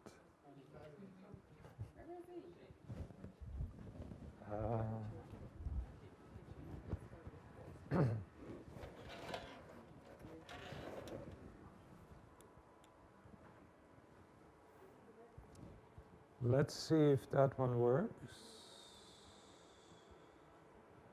How do you turn this one on? Just push it.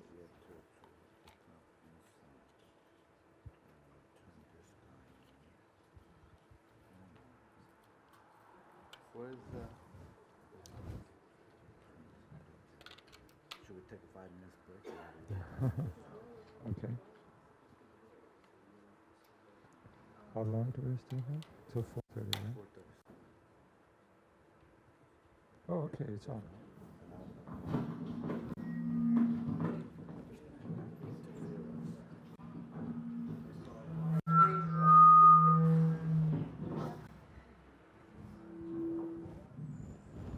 Okay, it's working.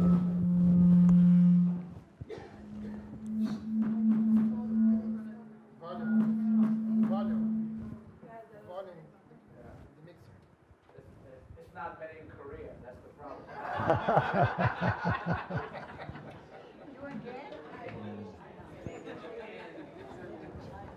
Okay, you can understand me now? It's okay. Okay. Until. All right. You have heard about the issue of face, losing face? Anybody who has traveled to other cultures that are community-oriented probably has heard about that. Saving and preserving face is one of the most important issues in a community-oriented culture. What does that mean? Anybody has an idea what we mean by saving face? Yes? Some people believe that you have to keep the family name. You represent the family name and so forth. And you better not shame the family. Okay. And cultures, community-oriented cultures are shame-based cultures, and individualistic cultures tend to be guilt-oriented cultures. What's the difference between guilt and shame? Okay. When I I guess we're out of luck. It must be my energy that is turning the batteries off all the time.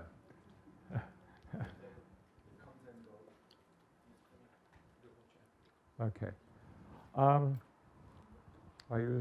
you hear me? No? Okay. Yeah, it's the battery. It's red. It's red. Yeah. The battery is red. Yeah, it just turned red.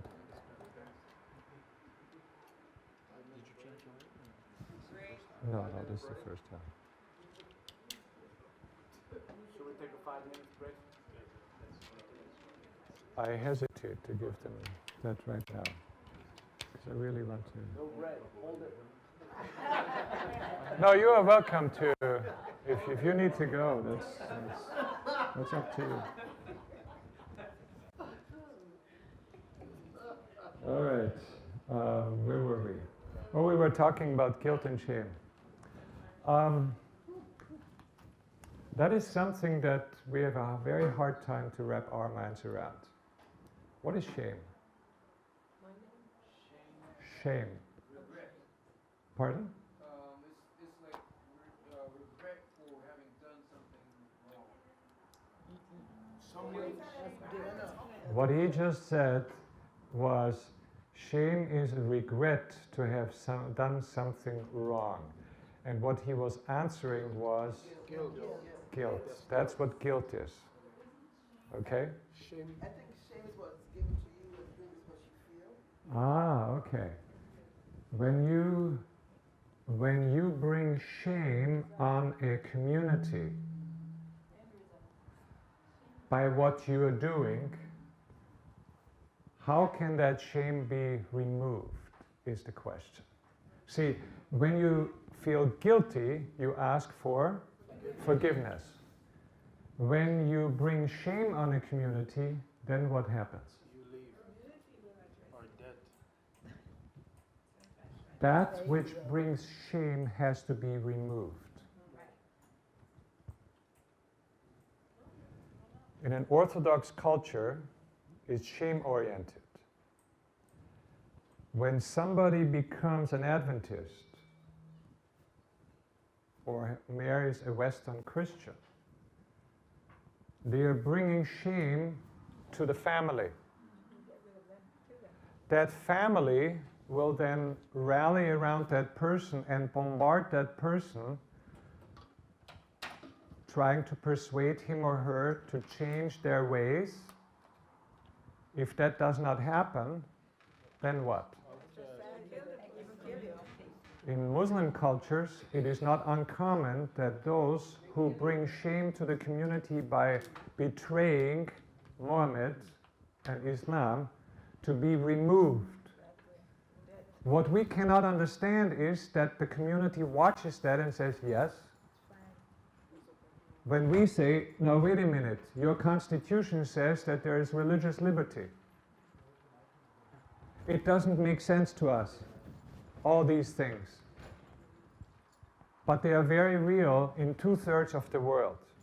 They are very real in African cultures, very real in Asian cultures, very real even in some of the Latin American cultures, although they are not as pronounced there, especially where the community spirit is very much alive. That's why cities are such a salvation for so many people that cannot escape in any other way, because the cities, they basically allow pluralism, allow multiple ways of living without bringing shame immediately to the community. Okay? So city living has actually some very positive elements, and you are all beneficiaries of it. But you don't need it because you are living now in a very individualistic country, in a very individualistic society. Okay?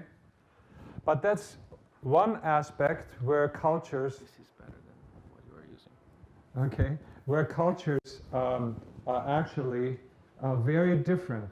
And the loss of faith has something to do how we work with our mistakes. Okay. All right. I think I can. You have to. You prefer that? All right. So, look at page 22, where you have the issue of the loss of face. Notice that there is many ways that we can avoid the loss of face, and that's especially important when you deal with people that come from group-oriented cultures. So if you're working with refugees from Myanmar, from the Congo, and so on, keep that in mind. Don't ask questions that force the other person to admit a mistake. Did you forget to bring in the mail? But another way of saying that is to use an I message. I can't find the mail. Can you help me? And that will dispatch that person to look for the mail. But it does not put a loss of face on that person. Can you see that? Listen for the answer to yes and no questions. If the answer is no, it may not be stated. You may hear and not yet, or I think so, and that's fine, and so on. Recognize an indirect no. Then pay attention to cultural etiquette. When you ignore a matter of protocol, you assert that your ways are superior to theirs. In other words, what I'm trying to say there is when you ignore the formal aspects of a situation, when you act as if they are not important, what you're saying is, what I'm doing is much more important than your stuff. You know, we sometimes even express ourselves in ways that downgrades all these protocol elements that are very important in group-oriented, high-context cultures. Because it's just ceremony for us. That has no meaning. But for them, it means a lot. It means that you respect them and that you respect their culture. And if you want to communicate, you will have to learn to do that.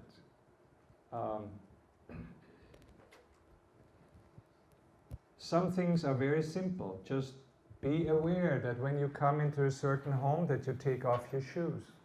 You do that even in American context, but in American context it's more for to respect, you know, the white carpet. You don't want to soil it. But it's more sensitive than that in a Thai home. When you walk in with your shoes, where they literally always live only with their house shoes or with their socks and so on,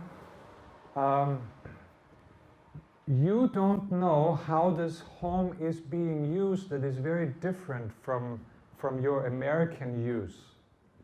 The floor is not considered dirty because it literally is clean.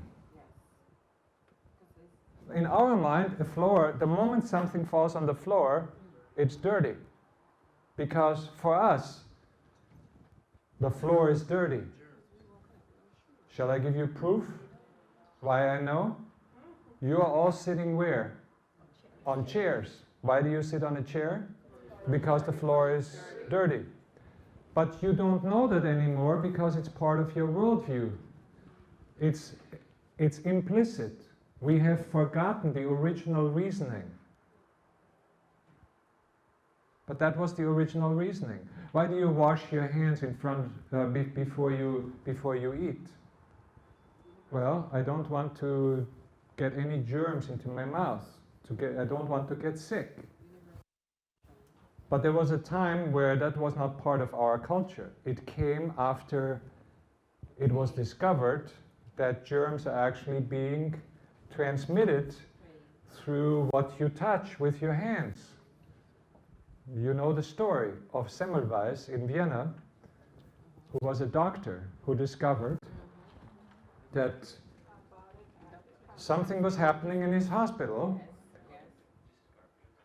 Every third woman, fourth woman that was pregnant that would come to his clinic would not survive childbirth. Something was happening. It was similarly high in other places, but especially high in the Vienna hospital.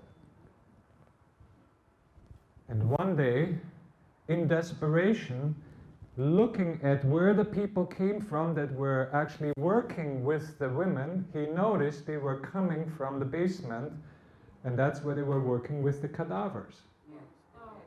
So he became very, very particular, had them wash their hands with water, but also with certain chemicals to make sure that whatever that was that they had on their hands would be dead. And voila, what happened, just like that, suddenly almost no deaths in the same clinic. Would you believe that he was attacked by the doctor establishment of his time, that he was crazy, that he was going overboard, etc., etc., etc., because this was before the time, before we had scientific proof that there was something like germs that could actually be transmitted from one to the next. I'm going back to worldview here. Has very little to do with community-oriented cultures, other than that we are saying that a community can resist changing when it doesn't make sense to them. Okay? So you can read that by yourself, show respect, use appropriate titles. I come from a culture where not only am I called Dr. Baumgartner, but my wife, because I'm a doctor, will be called Mrs. Dr. Baumgartner. Because she is the wife of a doctor, which sounds very strange to you, I know, but in German culture it's possible, especially in the Austrian culture. Don't ask questions implying that the other is in need. You don't ask, now just give me a call when you need something, and expect to also to actually be called. It is, in a community-oriented culture, everybody, when you know somebody is in need, then you take the initiative to actually go and help, etc., etc. Look at what they're doing in Mexico City. It's a beautiful example of how the whole community rallies, does not shy away from any of the expenses to be there day and night until these children, if possible, can be saved. Now, saving face is one of the strangest things for individualistic cultures, but it's very, very real. It's very, very important in collectivist societies. Okay? So let's go now to the next one, the outlook on life, being or doing. I will not say a lot about that, other than saying that the United States is very much a doing culture. We want to fix things. If it's not broken, we break it so that we can fix it. But many cultures are not doing oriented, but being oriented.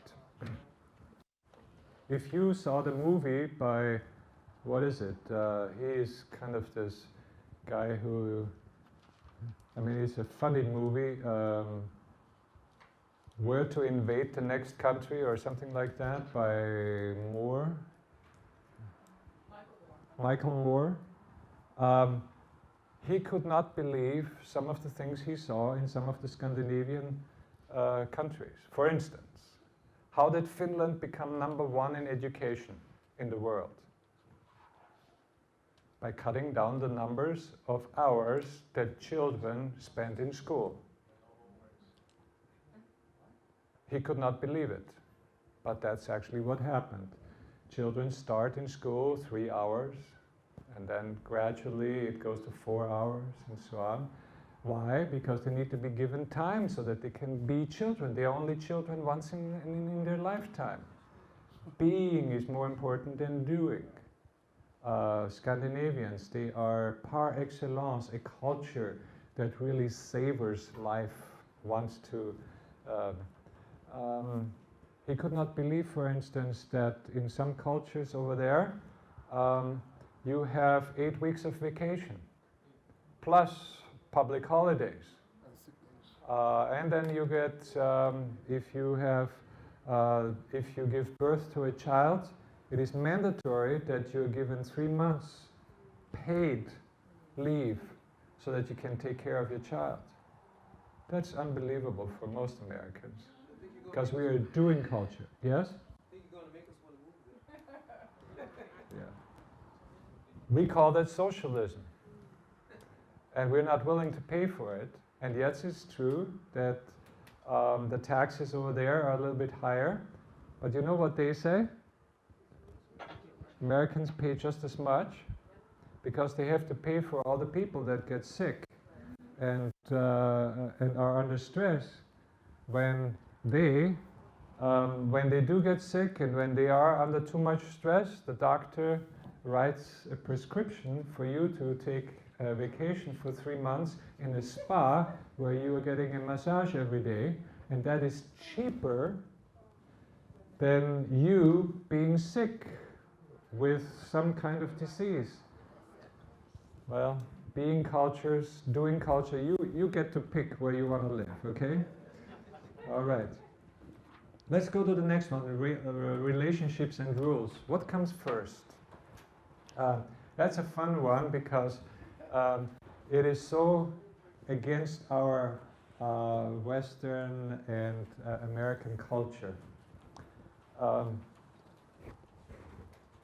Let me start by saying that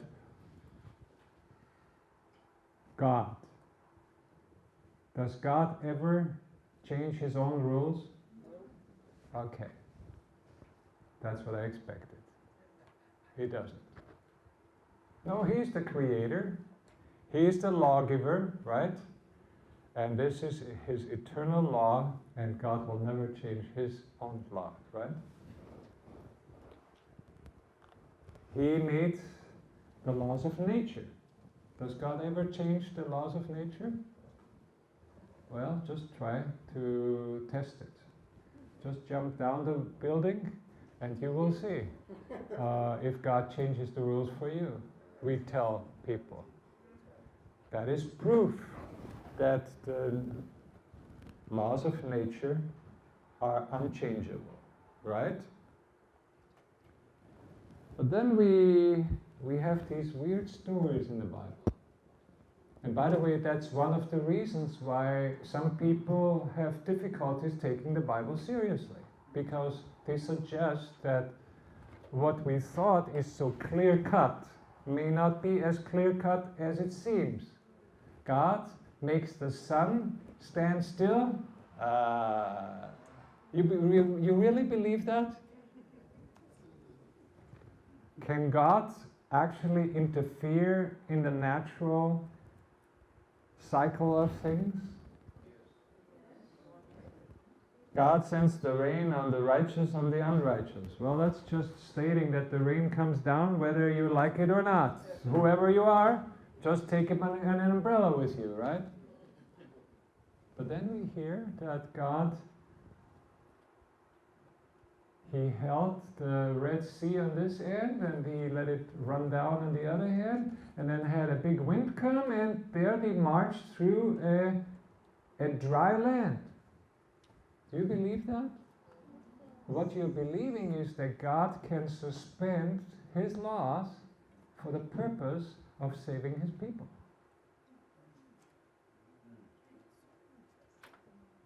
Now that makes us a little uncomfortable, because we don't want to say it that way. That God suspends his own laws in order to save his people. So we use theological language.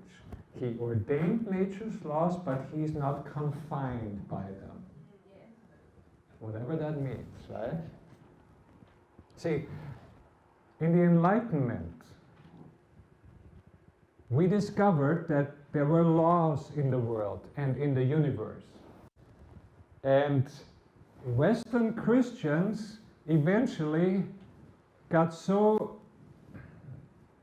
with it that they decided that they revised their worldview into God, who is a God who is like a watchmaker that made everything perfect, and now he lets it run down its course and he no longer intervenes. And the interesting thing is that even though Adventism has been a community that started with miracles and that started with visions and so on, we are very resistant to the idea that God today still wants to do miracles. Now, when they happen over there, we embrace them. But we would be scared to death if we were to be asked to have that prayer for the sick ourselves. Do I dare to ask how many of you have ever prayed for somebody who was sick and have actually watched a miracle happen? You have, you have, you have. Amen. Amen. For Adventists, it is more important to argue which day is the seventh day, that it's not the first day, than to realize that the Sabbath day, in Jesus' mind, was a day of miracles. I challenge you to study the 7 miracles of Jesus. Do that on your own. And then ask yourself, why is Jesus doing certain things? For instance, do you remember what happened to the person that was 38 years sick beside the pool? And Jesus bends over and says, do you want to be healed? Oh, I don't have anybody to take me into the pool when it moves. I'm always late. Get up and take your bed and walk. Now, I ask you, did Jesus have to heal this man? Was it a life and death situation? No, it was a chronic situation. It could not get more chronic, right? So that already shows that Jesus did it intentionally on the Sabbath. He knew what he was doing, right? He knew that he was doing it on the Sabbath. As a matter of fact, Ellen White tells us that he wanted to heal all of them. But if he would have done so, that would have been his death sentence, right? So he did it intentional. Why did Jesus then ask him to pick up his bed? He knew what the people would say.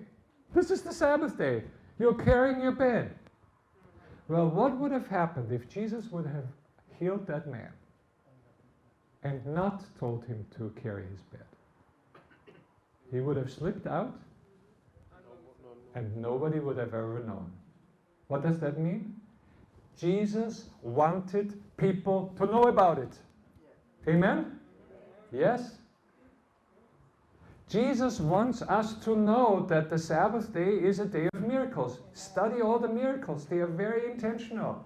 This is the day where God wants to do something for us. Anyway. All right. Relationship and rules. Now, go with me to the learning task there. You're riding in a car with a close friend. He hits a pedestrian. And you know he was going at least 35 miles per hour in an area in the city where the maximum allowed speed is 20 miles per hour. There are no witnesses. And his lawyer says that if you testify under oath that he was only driving 20 miles an hour, it may save him from serious consequences, whatever that means. What right has your friend to expect you to protect him? Okay, so you have the choices there. Why don't you give me your choice? Okay, just check it right there. A definite right to expect me to testify. Some right, no right. Some right, you're chickening out. So it's either no right or a definite right. What are you picking? So, check if you would testify or if you would not. And now comes something very interesting. Researchers can predict what your answers are based on your culture. If you're from the United States, let's say the white culture, what is our answer? You have no rights. You need to face up to your own failure. You should have gone 20, you did 35. I can't help you, even if I'm your best friend. If you come from a community-oriented culture, if you come from, let's just say, certain cultures, your answer would be, well, if your friend, if my friend cannot count on me when he really needs my help, what good is a friendship? What is at stake here? How we think about rules. I have seen many Americans think that God invented traffic rules. That if you don't stop in front of a red light, you're breaking God's law.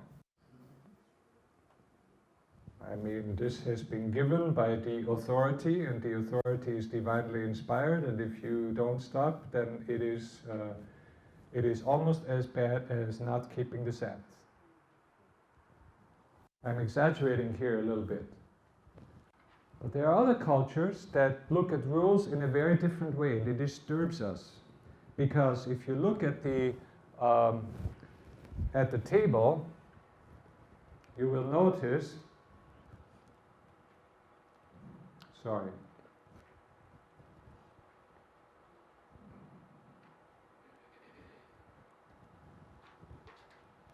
We look at rules as universally applicable. There are few exceptions. Rule bending is corrupt, and they can't be trusted because people who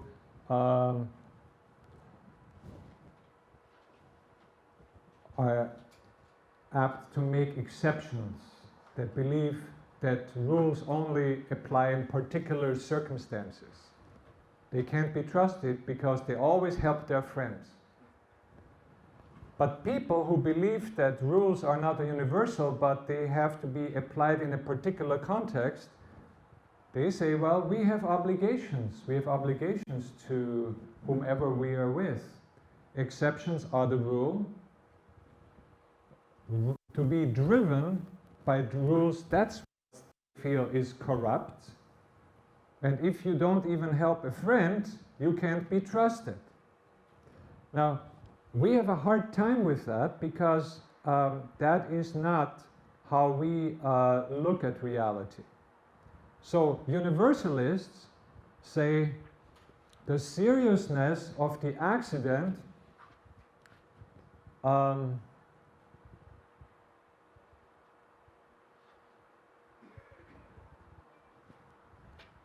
excuse me. The more serious the situation in which the rule needs to be applied, the less likely I am to help my friend. On the other hand, in community-oriented cultures that tend to be particularists, they say, well, when my friend needs my help more than ever, then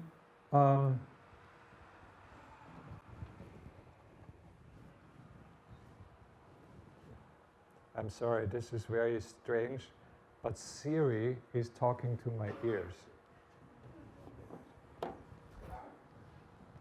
Now it's interesting that we can see that in Protestant cultures, these are the cultures where Luther, here I stand, and unless I am convicted by the scriptures, by the law of God, I will not change, I will not recant.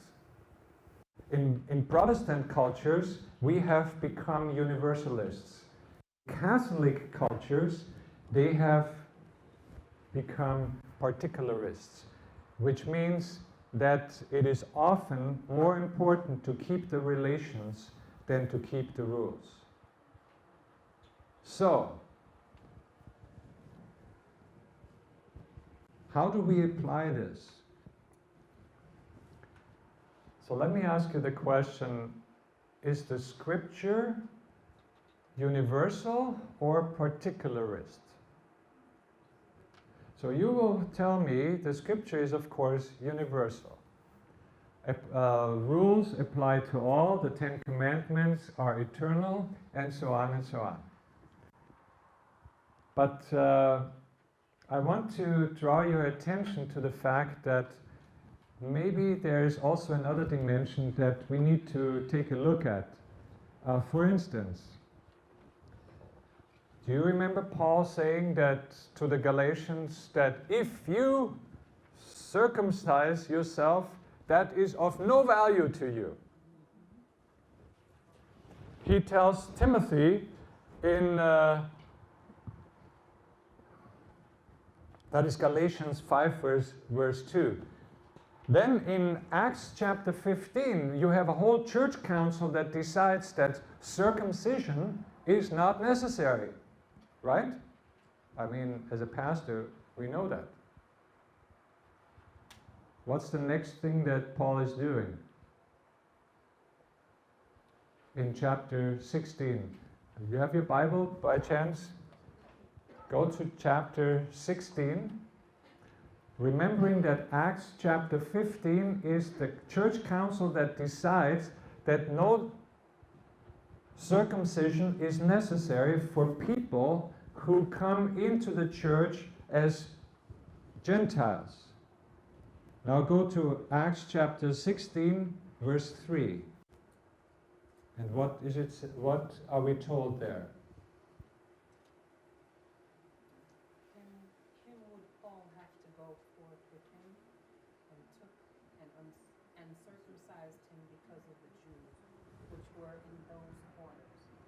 They knew all that his father was a Greek. Okay, could you read it one more time?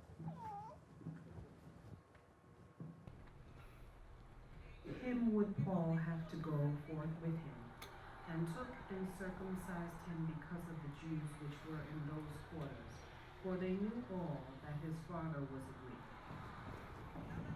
Okay, now, what can we learn from what we just read? We're talking about the connection between rules and relationships. What was the rule that the council established?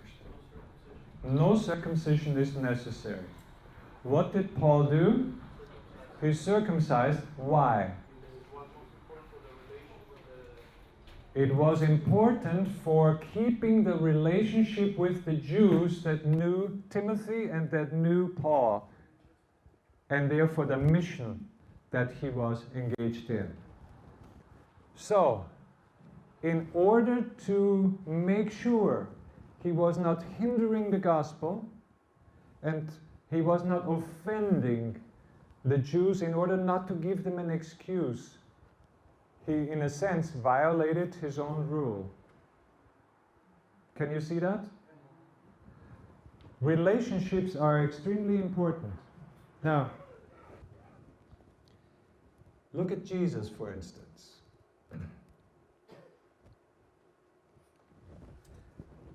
When the rich young ruler came to him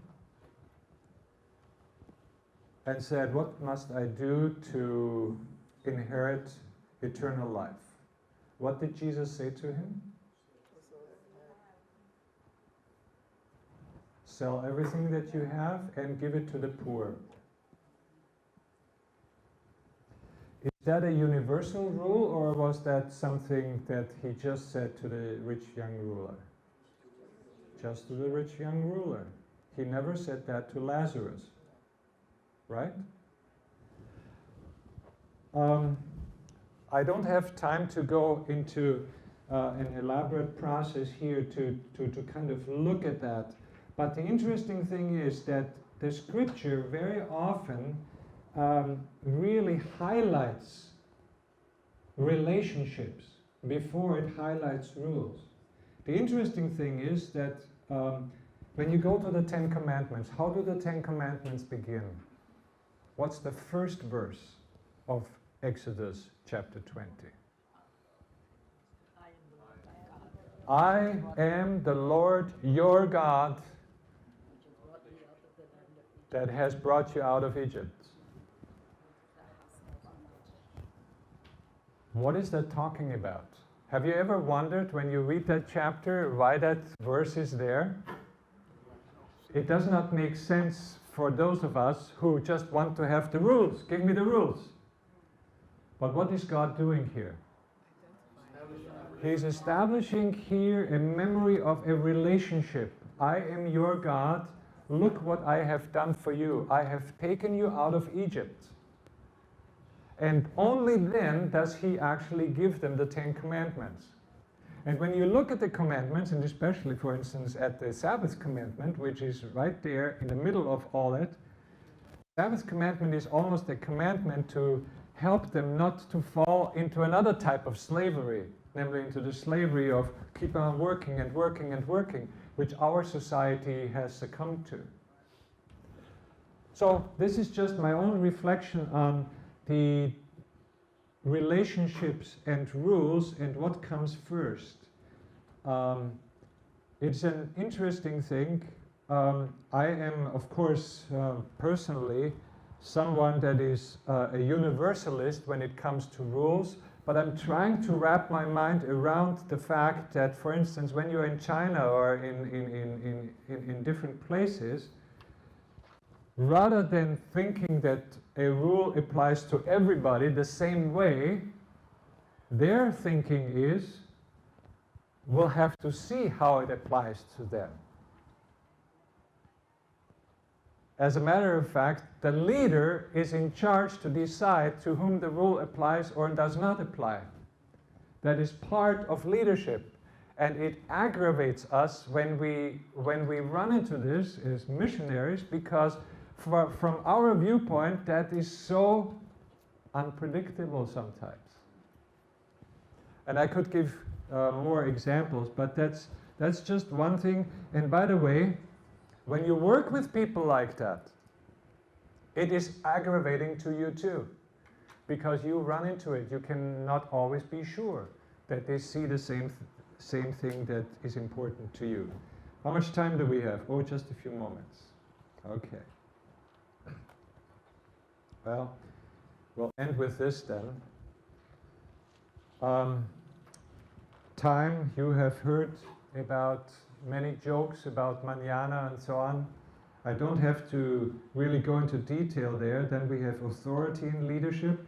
In some cultures, whoever has the right to sit on top of the elephant is the one in charge, not the one who has shown through his accomplishment that he is the best leader and now has been elected leader and so on, but the one who has the status symbol. We call that ascribed authority, and sometimes we have a hard time with it because it often goes with age rather than with competence. And this is a big, huge problem, you know. I admire what is happening in Brazil, for instance, that there's many young leaders that are being voted in, that are being brought in, and you have overcome a built-in problem of the Latin American culture, where very often the older leaders hold on to their power until they have no more teeth left, literally, and in the meantime, you have all the young people leaving. Do you realize that in North America, I'm getting on my horse here, just look at who is in charge. Just look. Young people have no chance in North America to be meaningfully involved in leadership and bring change. It's very, very interesting to see that. Then we have logic. I hope I gave you the details about that. It was just trying to point out that the way we think and the logic, each culture has its own logic. And unless you know where they are coming from, you will say, that does not make sense. Because Americans are A and then B. It's a very linear logic. And when you see a French person that literally seems to go back and forth until they hone in, that does not make sense sometimes. They are very philosophical about how they reason. And the Germans, something is right, but you also have to look at this side, and then they take something good from there, then they make a synthesis out of A and out of B, and then they defend this. But in the process, there has been so much discussion and so on that they come usually to very good decisions. It takes a lot of time, but it doesn't make sense from an American viewpoint, because either it's A or it's B, it cannot be both. But very often, and that's what we are learning more and more in business, even here in the United States, is that just because one thing is good doesn't mean that the other is bad. And just because if you want more of this, then you can get less of this. Germans say, no, that's not true. You can have both and come to a better solution. Korean, yin, yang, African, many of you, if you go to an African, not African American service, you will have a hard time sometimes following the service. Why? Because you don't realize where the story is going. It seems to be like a flower, and there's this, and there's that, and there's that, until you became used to their logic that the stories all point into the same direction. I don't have too much time to give you an example, but let's now take the last few moments and ask ourselves, okay, so this refugee family that has come and has finally arrived, you have rallied the troops, there's 30 people that are at the airport, you have some presents for them, you are bringing them to their new house, and now you're saying goodbye to them. But you know, as the community service leader, they are here for the long haul. They need us. What is one thing that you learned today, as we have talked with each other, that will be helpful to you as it begins to sink into you that one of the greatest needs that they actually have is that you will be helping them understanding American culture and that you will be a friend to them. What would be one thing that you will share with them, and how would you do that?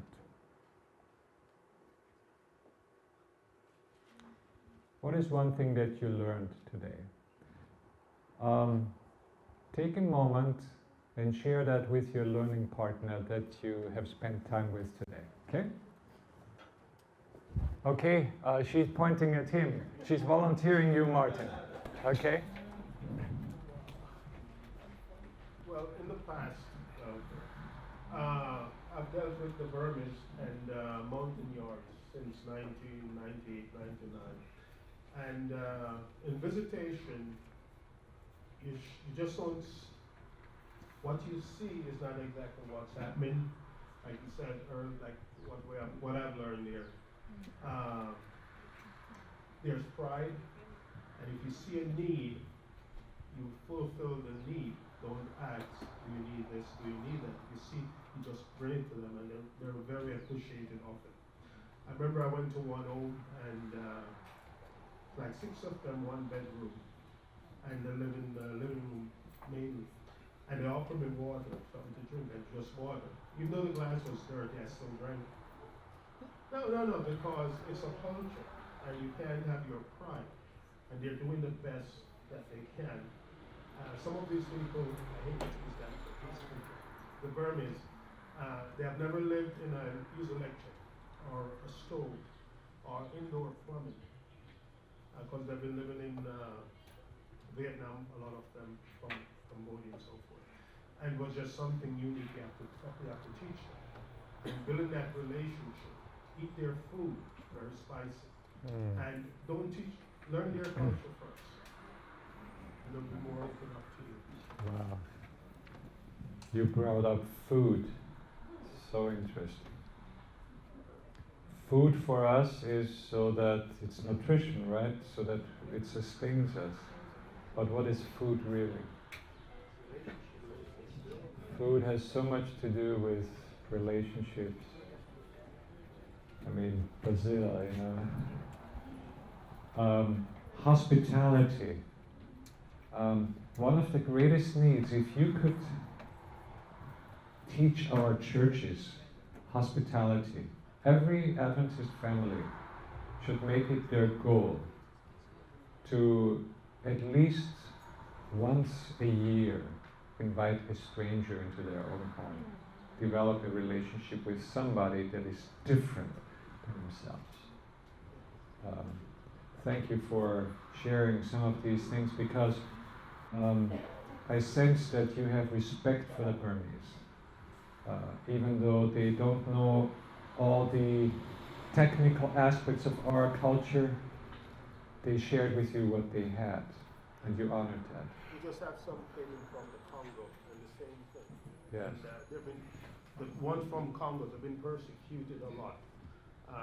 The wives here, the husband isn't. And one has 4 children. The husband, he's an Adventist. Actually, we had a ministry, and one of the college students found him riding a bicycle looking for a Semi-Adventist church.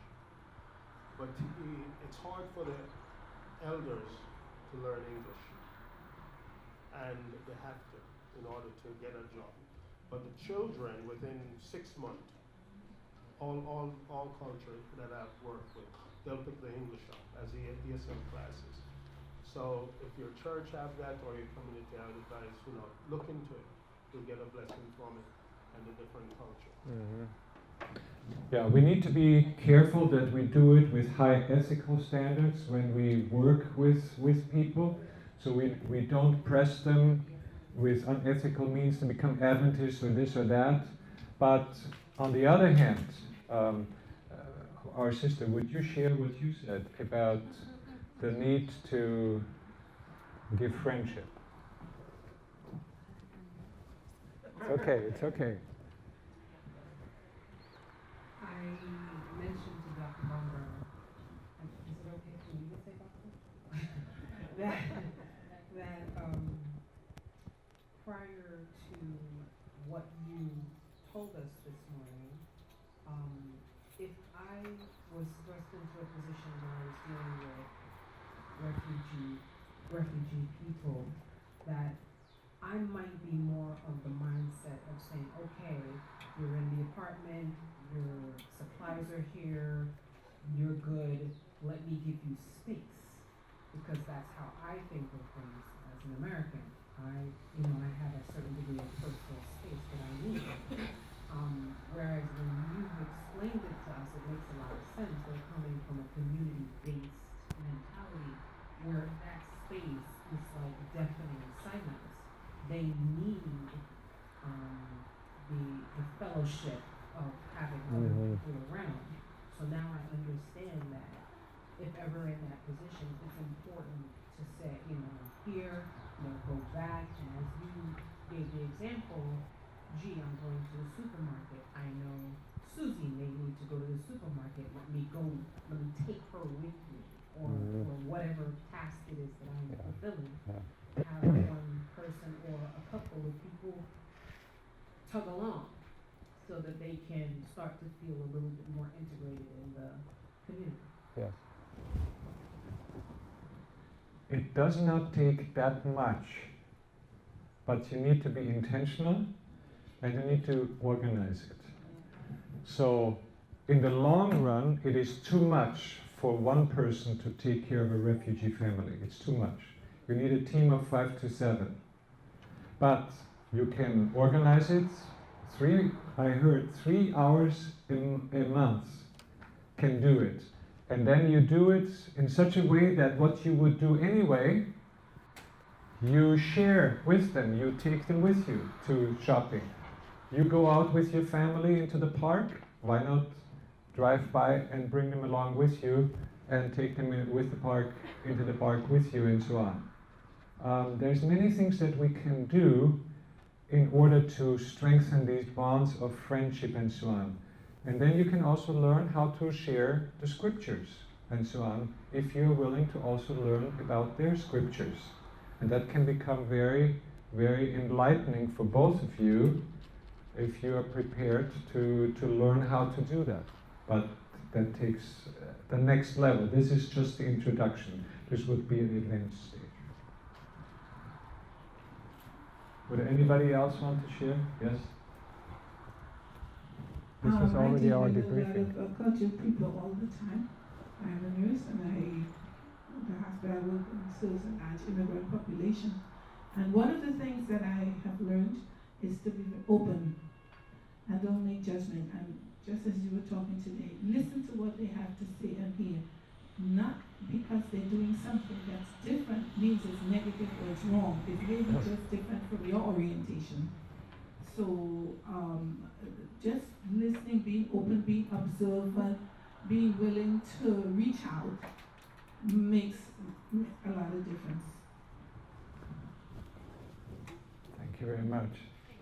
I'm giving the microphone now to Dr. Kwan, who will continue to lead you in the debriefing. Thank you, sir.